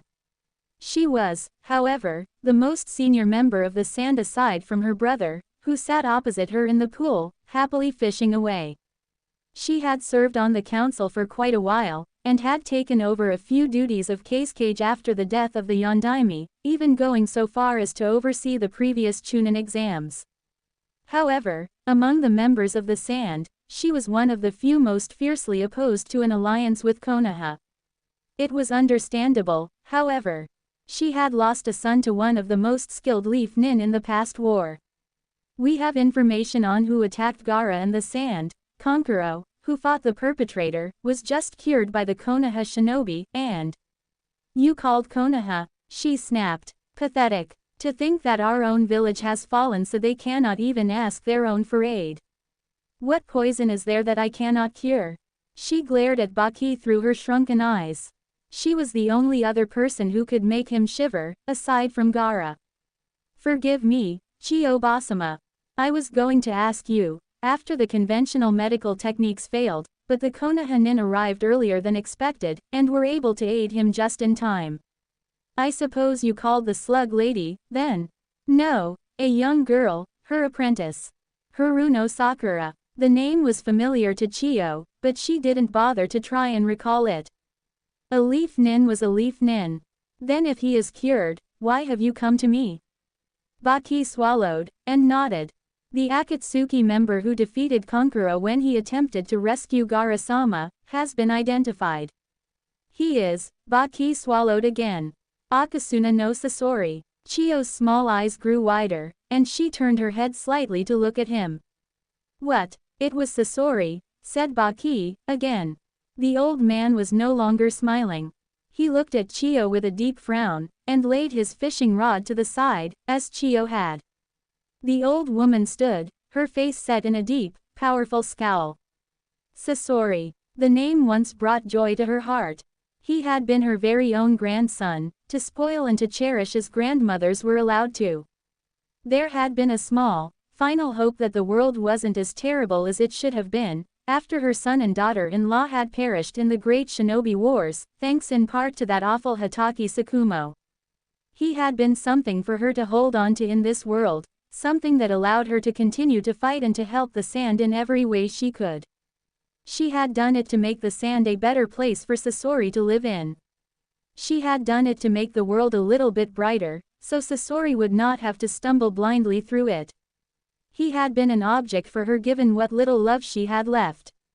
And for a time, he had accepted this. He had acted much like he normally had, before the death of his parents. But that did not last. Sasori had begun to change, at first in barely noticeable ways that she thought odd, but perfectly understandable for a boy with no parents to guide him. He had stopped eating meat, for example. He had started to smile less. He shut himself in his room for a few hours each day, and whatever he did Chiyo was too polite to ask about. And then he had dug up his parents' corpses. And then he had taken them to his room, where he had stripped them of flesh and removed their innards. He had then built into the dried husks of their bodies, traps and weapons of the vilest sort, and had replaced their flesh with chakra-soaked wood. He had cut out their eyes, and put shiny glass orbs instead. He had made them into his playthings. He had made them into puppets. So that's it, She dusted off her robe, and began to hobble towards Baki. So that's where you've been, all this time, grandson. I've finally found you, then. Good. Maybe now I can set things right. The Konoha nin, I'm assuming, are going to track Gaara, then. Yes, they'll be going at dawn tomorrow, to track the Akatsuki. They have a good way to track them, it seems. Fine, she said. Are you going with them, sister? The old man said, still at the pool, his eyes looking sadly towards her back. Yes, she said, smirking. I think it's time that I give him a bit more love before I spear him through the heart. He's been alive far too long. Hokage-sama, we have returned from our great mission, reveling in the power of youth. Guy, you do that again, and I swear to whatever god there is that you'll never speak, or even walk, again. Guy's gleaming teeth suddenly stopped gleaming, and the cool pose he had struck suddenly became weird and even in his eccentric mind, embarrassing. He took a step back, and gave a small bow to the woman who sat at the desk. Sweat began to roll down his face and neck, worried that if he spoke another word, she would act on her promise. I told you that was a bad idea, muttered Tenten as she walked by her bowing teacher. She quickly bowed to Tsunade. Mission completed without complication, Hokage-sama. Neji and Lee came in a moment after her. Lee was brimming with excitement, wanting to express himself in much the same way Guy had, but holding himself back after hearing Tsunade's threat. Neji just ignored the two. Good, said Tsunade. Neji walked forwards and placed on her desk the mission report, written in his neat and tidy print, as she had requested him to do, for she could not usually decipher Guy's unruly scrawl. She thought for a moment, as they turned and prepared to leave. I have some news, before you guys leave. Naruto's back. They all turned their heads, in one simultaneous and eerie motion that made Tsunade shiver. Lee and Guy looked as if they had just beheld heaven in all its glory, and had just been declared its azure protectors. Neji's pupil-less eyes gleamed with sudden interest, as prospects for a rematch began to dance through his usually bland thoughts, and Tenten's were filled with amazement and joy, which was mostly directed towards the other two members of her team, for she did not know Naruto well enough to share their joy. She vowed, however, she would change that fact. Naruto-kun's back. He has finally returned to US. Roared Lee, pumping a fist into the air. Yeah, muttered Tsunade, suddenly wishing she hadn't said anything. He came back a week or so ago. You missed him. He's on a mission, asked Neji. Yeah, I would have asked you guys to go, if you were here, she said. But you weren't. I was in need of a backup team that was ready and able to go. Neji nodded. Tenten, however, asked, who did you send? Team 8. They had returned just the day I sent Naruto and his team off, so they were prepared. They were also just as interested in seeing Naruto. She then laced her fingers together on her desk, and narrowed her eyes, scowling. Something wrong, Hokage-sama? Asked Tenten, noticing the woman's darkened features. The woman looked up, seeing the worry on Tenten's face, and sat up. She shook her head. No, nothing's wrong. You're dismissed. She's worried, whispered Tenten, when they were out of the room, and walking down the hallway. This mission must be dangerous, I've never seen her like that. Guy made a small noise of agreement. For once, his eyes were narrowed into a look of gravity, and he seemed to be thinking hard. Yes, I am thinking that this mission has very large consequences, and she is worried that she may have done something wrong. I'd say it was something to do with Naruto-kun. Why? Asked Tenten. Because out of all of those people, I would think there are only two of them she cares more about than just as a Hokage. While I do believe she is concerned for both, I think it is Naruto-kun she is most worried about. He has just returned, after all, and should something happen to him in such a short time. Tenten's stomach churned. Now she was worried as well. She glanced over at Neji and Lee, and saw that their faces were mixtures of the same seriousness and worry as Guy's. So they felt the same. No, she thought, definitely worse. She didn't know Naruto as well as they did, and she knew that they would be far more concerned for him than she ever could be. But for their sake, she worried too. Kurenai glanced to the side as she leapt over a particularly large sand dune, landing in such a way that she hardly disturbed the soft ground beneath her. Hinata was close by on her right, her Byakugan active and searching. On her other side was Shino, silent and so shrouded in cloth it was difficult to tell what he was thinking. Ahead of her were Kiba and Akamaru, their noses constantly twitching for signs of their allies, most especially Naruto, whom they were very excited to see. They were 2 days into their pursuit of Team 7, and were halfway across the desert. It was already getting dark, and Kurenai was thinking it was better to stop and continue tomorrow at dawn, for it would be very difficult to travel at night, especially in the desert. She had been to the sand only a few times in her career, but she had heard many things about the desert at night, most especially its freezing temperatures. We'll stop for now, she finally said, 10 minutes later when the sky was the color of dying coals in a fire pit, and the sun was half obscured by the seemingly endless horizon. Kiba and Akamaru stopped, both looking extremely morose. Kurenai frowned at that. She could understand Kiba, but why Akamaru? He's been following a weird scent that went with Naruto, said Akamaru, when she inquired as they began to unpack to set up camp. It's female, and smells almost like a dog, but not. I can't for the life of me remember what smell it is, but I've smelled it before. He grinned, and mussed Akamaru's head. He's pretty excited about it, the little lech. Of course, there was nothing little about Akamaru anymore. He reached up past Kiba's waist in height, and was almost twice as long as the boy, and rippled with powerful muscles like some giant predator whenever he moved. Kiba had taken great care of him. The boy himself had changed as much as his dog. He was taller and far more sturdily built, and hair was now visible with no hood to obscure it. His face was sharper and manlier, he was quieter, and he had rid himself of much of his earlier immaturity. He still, of course, had a penchant for teasing and could return to his former volume at the drop of a hat. "We'll reach the sand by tomorrow, then," said Shino, sitting upon his unfurled sleeping bag and turning to face Kurenai, though she could not say if he was looking at her or not, with his sunglasses. Kurenai could not honestly say how much Shino had changed, other than he had gotten taller. His body was so covered, with two jackets, one with a hood that covered his head and the other with a collar that went up to his nose, that only a scrap of flesh was visible near his eyes. "Yes," she said. "But Naruto-kun and the rest have already made it," said Hinata looking towards the horizon. From what Kiba and Akamaru had gleaned, Team 7 had only stopped once, somewhere in the forest, just under a day ago. That meant that they had braved the desert at night, in all its danger, without stopping. Kurenai would expect something like that from Naruto, but it was indeed surprising that Kakashi and Sakura had been able to keep up, or had even dared to try it.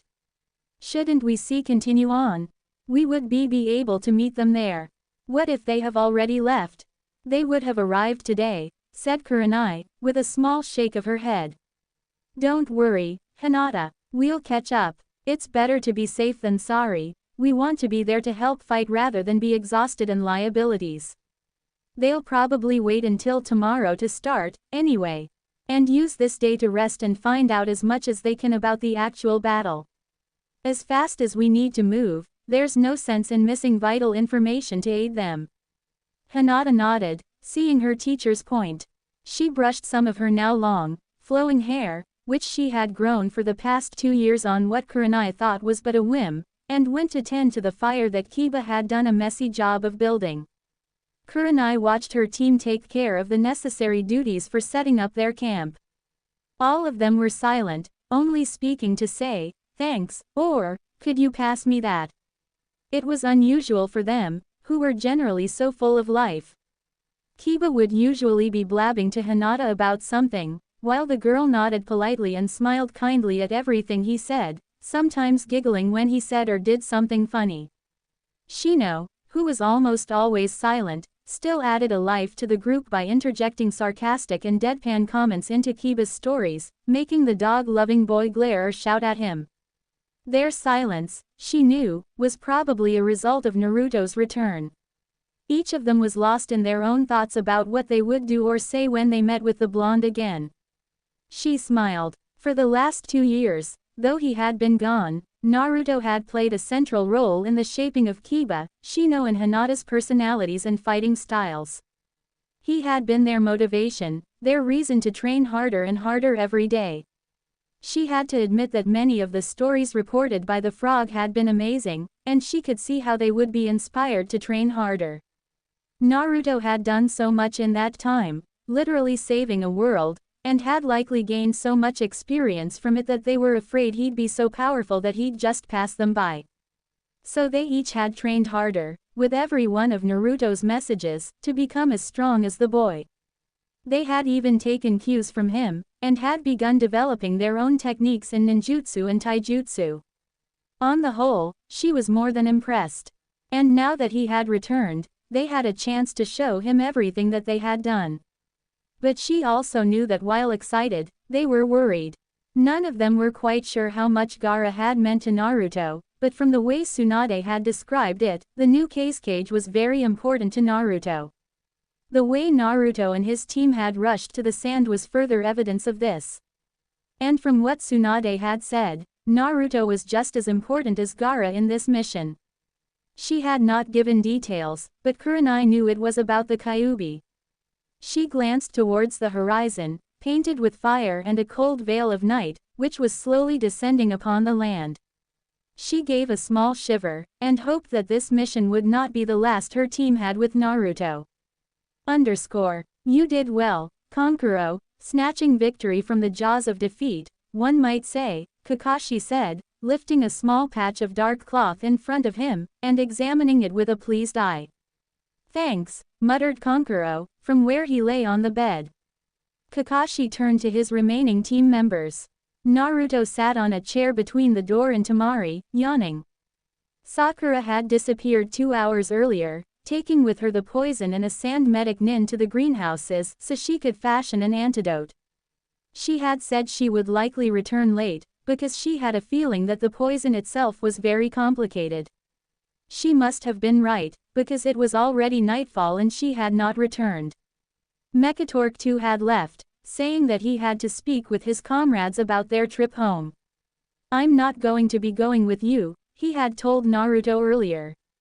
There is no point. Why the hell not? Naruto had cried. You're strong, so why? But I'm not strong enough to aid you. That man proved it. I am strong, yes, but as time has shown, I am far past my prime. I could not stop Sicko and I could not stop that man from taking Gaara. Thus, there is no use for me to get in the way. Naruto again tried to protest, but Mekatork had made it final. I will remain, of course, until you have returned Gaara. I will not abandon this place yet. I have offered instead to help increase the security of the sand, and intend to do so to the greatest effect possible. And I have something for you, as well, that I hope will aid you in your mission. I must complete it tonight, and shall have it for you tomorrow. Think of it as a way for me to be there without making trouble for you. I so wish I could help Gaara in person, but as the results of the previous battle dictate, I am nothing but a liability. He had smiled sadly at Naruto. I am merely being practical, the gnome had said, a little offended. And he has not gone anywhere. I just think. No, you didn't. You'd be much better off coming with us. And I bet Gaara would as well. You should. I am sorry, Naruto, said Mekatork, with a finality. But I know my limits. That man was stronger than I, and without my battle suit I would just become a piece of weaponry for them to use against you. I understand what you are trying to say, and I hate myself for it as well. For this alliance to work, I must take responsibility and lend aid to those who need it. But what aid can I give? I have seen the skills that you employ in battle, Naruto.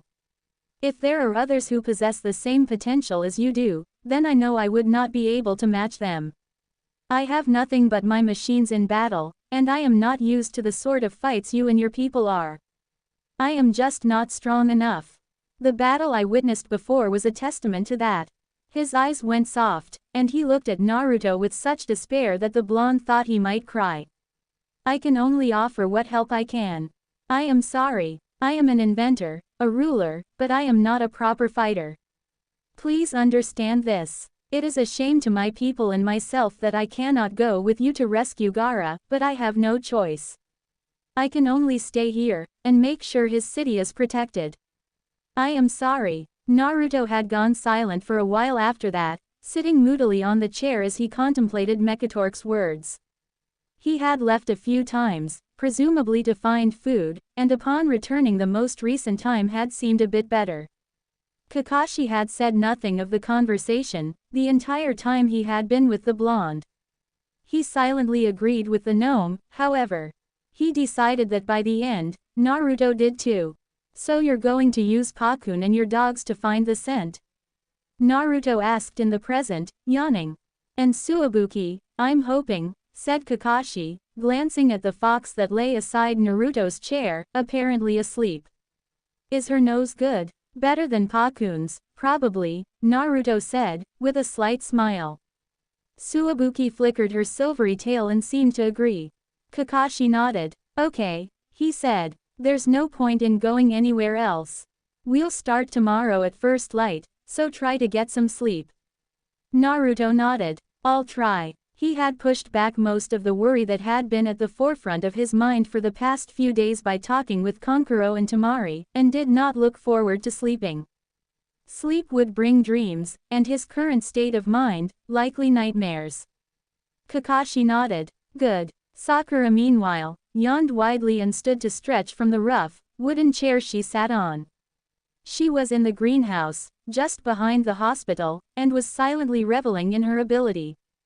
Before her on the desk were 3 small vials, each filled with a light blue liquid. It surprised her how such a pretty color could be derived from such a disgusting one, remembering what the poison had looked like. The desk was messy and covered in her quickly scrawled calculations, and she lamented that she had to clean up after herself. She looked towards the door, where the medic Nin, Aiko, stood dozing. He had been very patient with her, and had stayed the entire time, directing her to the herbs she had needed. She sighed, and began to gather the papers together, as well as attempting to salvage what was left of the herbs. She gave the table a single wipe down with a damp cloth, and then gathered the 3 little vials full of antidote and slipped them into her weapons pouch. She turned to go, and came immediately face to face with a hunched, black form that stood not 2 feet in front of her. She did not have time to yell, so she did what a proper shinobi would. She thrust her hand out, attempting to catch her stalker in the face and knock him back. However, the figure darted back, and snapped in a grouchy, old voice, "Stop, foolish girl."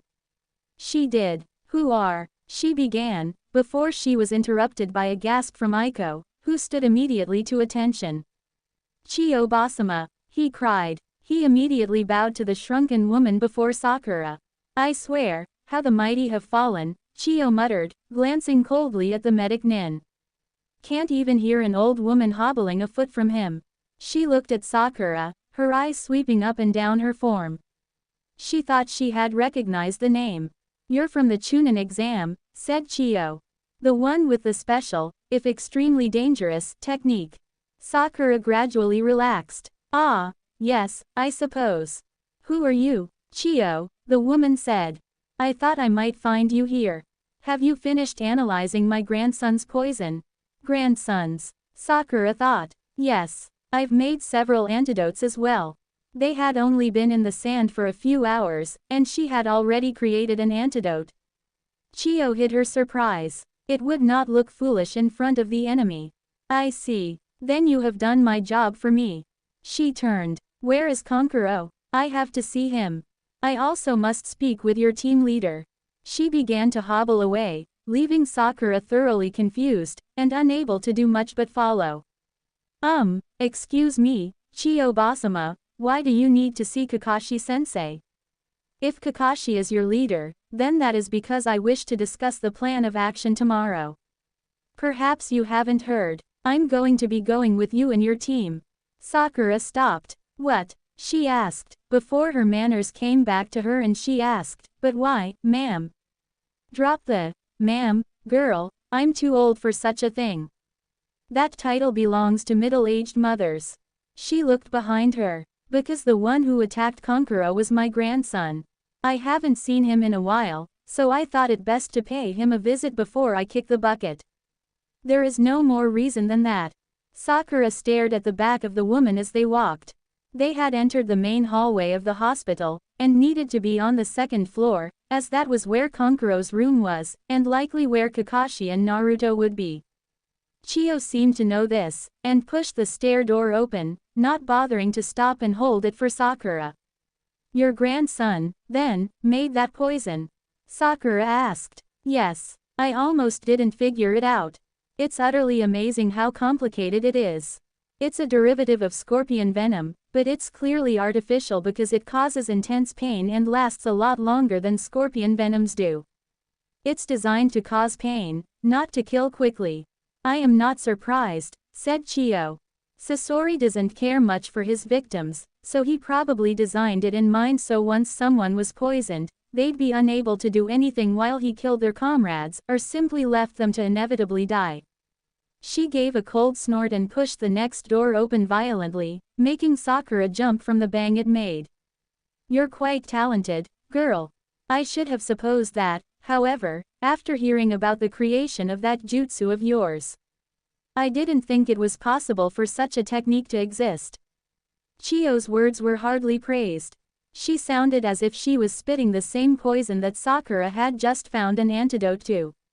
Sakura reddened at the words, and said nothing more. It was obvious Chiyo did not want to talk to her. She only spoke next to tell Chiyo what room Kankuro was in, just as they passed it. Chiyo nodded and pushed the door open, walking into the room. "You!" she suddenly screamed, seeing a shock of white hair and remembering all at once the man who had killed her son. Kakashi spun, just barely missing a kunai in the gut. Chiyo, still clutching the gleaming knife, hissed and slashed at Kakashi again, only to be blocked this time, not by the Junin, but by a young blonde wielding a glowing short sword. "Oi, what the hell's the big idea?" Naruto cried, shoving Chiyo back and holding Magni's pride up in an offensive position, glaring at her. "Chiyo Basama!" Both Kankuro and Temari cried. Temari stood straight up and Kankuro attempted to as well, but a sudden tremor sent him back into his pillow, gasping in pain. Chiyo glared at Kakashi for a moment, and suddenly noticed the differences. He was clearly not Hatake Sakumo, with the lazy, glossy eye and the slouched forehead protector.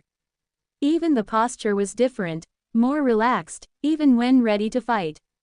She remembered also at that moment that Sakumo was long dead. "You're not him," she said. "Forgive me, I was having a senior moment." She had the grace to look embarrassed. Kakashi relaxed. "No problem," he said. "Who are you?" Naruto asked, glaring at the woman as he sheathed his sword. "She's a medic nin," said Sakura, before Chiyo could answer for herself. "She knows about Sasori." "I should," Chiyo said, "seeing as I'm his grandmother."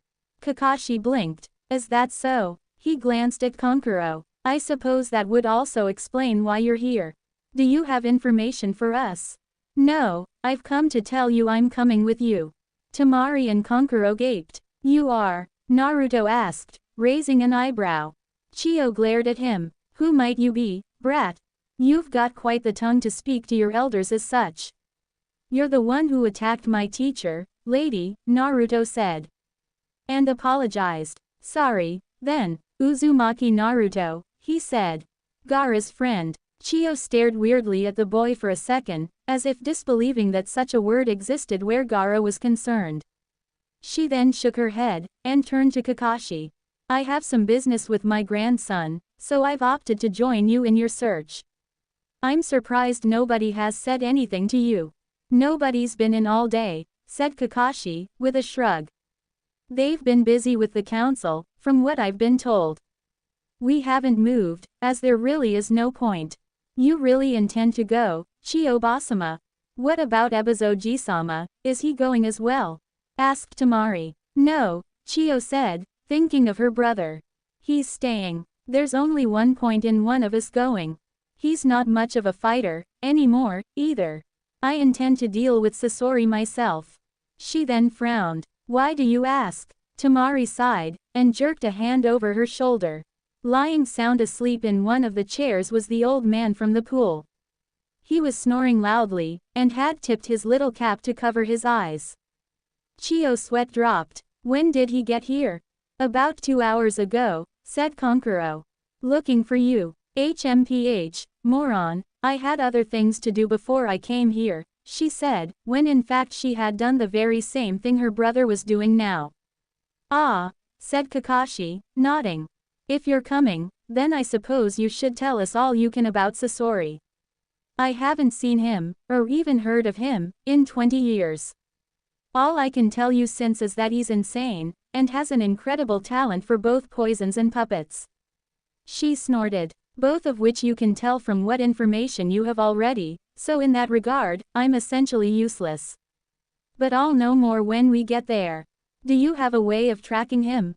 "Yes," said Kakashi, holding up a scrap of black cloth, and nodding in Suabuki's direction. "The best tracking knows, according to Naruto." "Nah," said Naruto, "according to her. And don't you forget it." "Fine then," said Chiyo. "Goodbye. You'd best be ready in the morning, for I have no doubt that Sasori has become terribly strong in the past 2 decades, and will take all of your power to defeat." She snorted, and turned around, barking at Ebizo to wake up and follow her. "I can't believe I'm siding with Konoha nin," she said, audibly to the rest of the group before she and the lethargic old man disappeared through the door. "What a weird old lady," muttered Naruto. What the hell's wrong with her? Temari watched the woman go. A lot, Naruto. She's had a tough life. She took a shuddering breath. We'd better get some rest. We'll be leaving in the morning. You're coming too? Asked Sakura, looking away from the door that Chiyo had just left through. If I can, said Temari. For some reason I don't think Chiyo Basama will let me. I think this means more to her than a lot in the past few years. She essentially dropped out of politics and everything since. She trailed off and lowered her eyes, confusing those who didn't know of what she spoke of, which amounted to all but Konkuro. Since around 15 years ago, the council has roped her into overseeing a few things since the Yondaime's death, such as the previous Chunin exam, but otherwise, she's remained strictly out of the Sans affairs. She once played an incredible role in them, and was regarded as one of the most skilled fighters in the Sand. She glanced at Sakura. She was a constant enemy of Tsunade-sama during the past war, due to the fact that Tsunade-sama would continually develop antidotes to her most powerful poisons. She sighed. She's probably the best person for you to have. Let's hope so, said Kakashi, softly. Everyone get some rest. It wouldn't do to nod off in the middle of a battle. So you're bringing those two, sister? Yes. It will be some irony for him, won't it? It's time we brought the family back together. Be safe, Chiyo. HMPH. You should know that word can't be used for old codgers like us, brother. The time for safety has passed. Whatever happens now will happen, and I will do nothing to stop it. I only hope I die taking that fool with me. Dawn came, and as the sun rose from its bed of darkness and earth, it saw Naruto, Tsuwabuki, Sakura, Kakashi and Chiyo at the gates of the Sand, a small crowd of people seeing them off. Temari had guessed correctly. No sooner had she announced her intentions to go along did Chiyo tell her to stay put. You'll need to defend this place from the foreigners, she had said, glancing at Mekatork as she said this. She was not particularly shocked by the news of the alliance, but then again, she didn't particularly care. She was far too old to be surprised by the emergence of another world, and far too disinterested in politics to bother about the consequences of the alliance. She had been briefly introduced to Mekatork on the way to the gate, and found the old gnome an agreeable fellow whom she could tolerate. She didn't seem to notice, or even care, about his non-humanity, a fact that Mekatork found delightful. At the entrance, Temari walked up to Naruto, and echoed the words that Konkuro had told him that morning. Bring back my brother, Naruto. Promise me. Naruto smiled at her, and thrust out a thumb, upturned. It's a promise, Naruto said. Intruders. 2 teams from Konoha, coming from the Sand. The Kyuubi boy is among them, as is an old woman, a man with white hair, a woman with red eyes, and several little leaf brats. The shadow with gray eyes snorted. It doesn't matter. We'll just send somebody to stop them. I have a jutsu perfect for it, if Sasori will lend me the use of his subordinates, which have no use anymore. Fine, the puppeteer said, dispassionately. If it's the jutsu I think you're thinking of, can I go? I've been wanting to work off some. No, I won't be using that one, it's too revealing. I can't risk more of you being exposed to Konoha so early on. I'll be using a much better jutsu for this situation. Don't worry, you'll get your chance. Damn it, we still have a day to go. We can't afford to be interrupted. Then do it. They sicken me, anyways, the fools. They hardly made a sound as they flew through the forest, leaping from tree to tree, or when no trees existed, bounding through clearings and leaping off the surfaces of rivers and ponds. They had been traveling all day, following the trail Tsuwabuki, Pakun, Akamaru, and even Kiba, which could smell from a mile away. Kiba could only describe it as a moldy, coppery smell, like a waterlogged tree drenched in years of blood. But as they traveled, it got stronger and the trail became clearer. It would end, Kakashi felt, somewhere in the river country. It was a small region of land, so sparsely populated that it really had no business being called a country at all. It was mostly just forest, but got its name from the 7 rivers that flowed through it, at points even crossing each other, and even at one point merging to form a single larger river as it flowed out of the country. It was a very beautiful place, they noted as they crossed it. But most of them were far too focused to care for the scenery. The meeting between the two teams had been quick and in a way, anticlimactic for those who had been hoping for more. They had met halfway across the desert, when Kiba had caught a fresh scent that had led them right to Team 7, plus their tag-along. Reintroductions had needed to be short, yet though they had only seen each other and spoken a few words of greeting, none of them felt cheated. Naruto was more than glad to see his friends. He was ecstatic. He was bordering on euphoric, for but a moment. He had been waiting for quite a while to catch any hint of them, and now that he had seen them, he had been allowed a brief moment of joy and relief.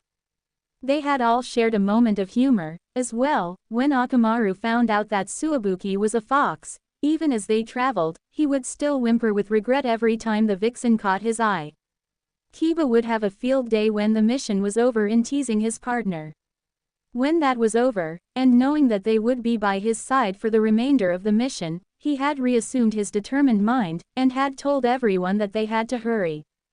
Kiba's wide, dog-like grin had faded and he had nodded seriously. Shino had nodded, his face undecipherable, and Hinata's blushing face had immediately cleared, and Naruto saw the face that had fought Neji during the Chunin exams. They had left, but even so since then, a small piece of Naruto continued to celebrate every time Hinata, Shino, Kiba or even Kurenai crossed into his field of vision, and if he caught their eye, he would grin and nod, and get either similar action from Kiba, an unknown action from Shino, or a slight embarrassed action from Hinata. It was a few hours before dusk when Suibuki, Akamaru, and Pakun shouted back to their respective owners that they smelt something ahead. "A man," mumbled Pakun. They had stopped in the middle of the forest, yards away from the edge of a clearing.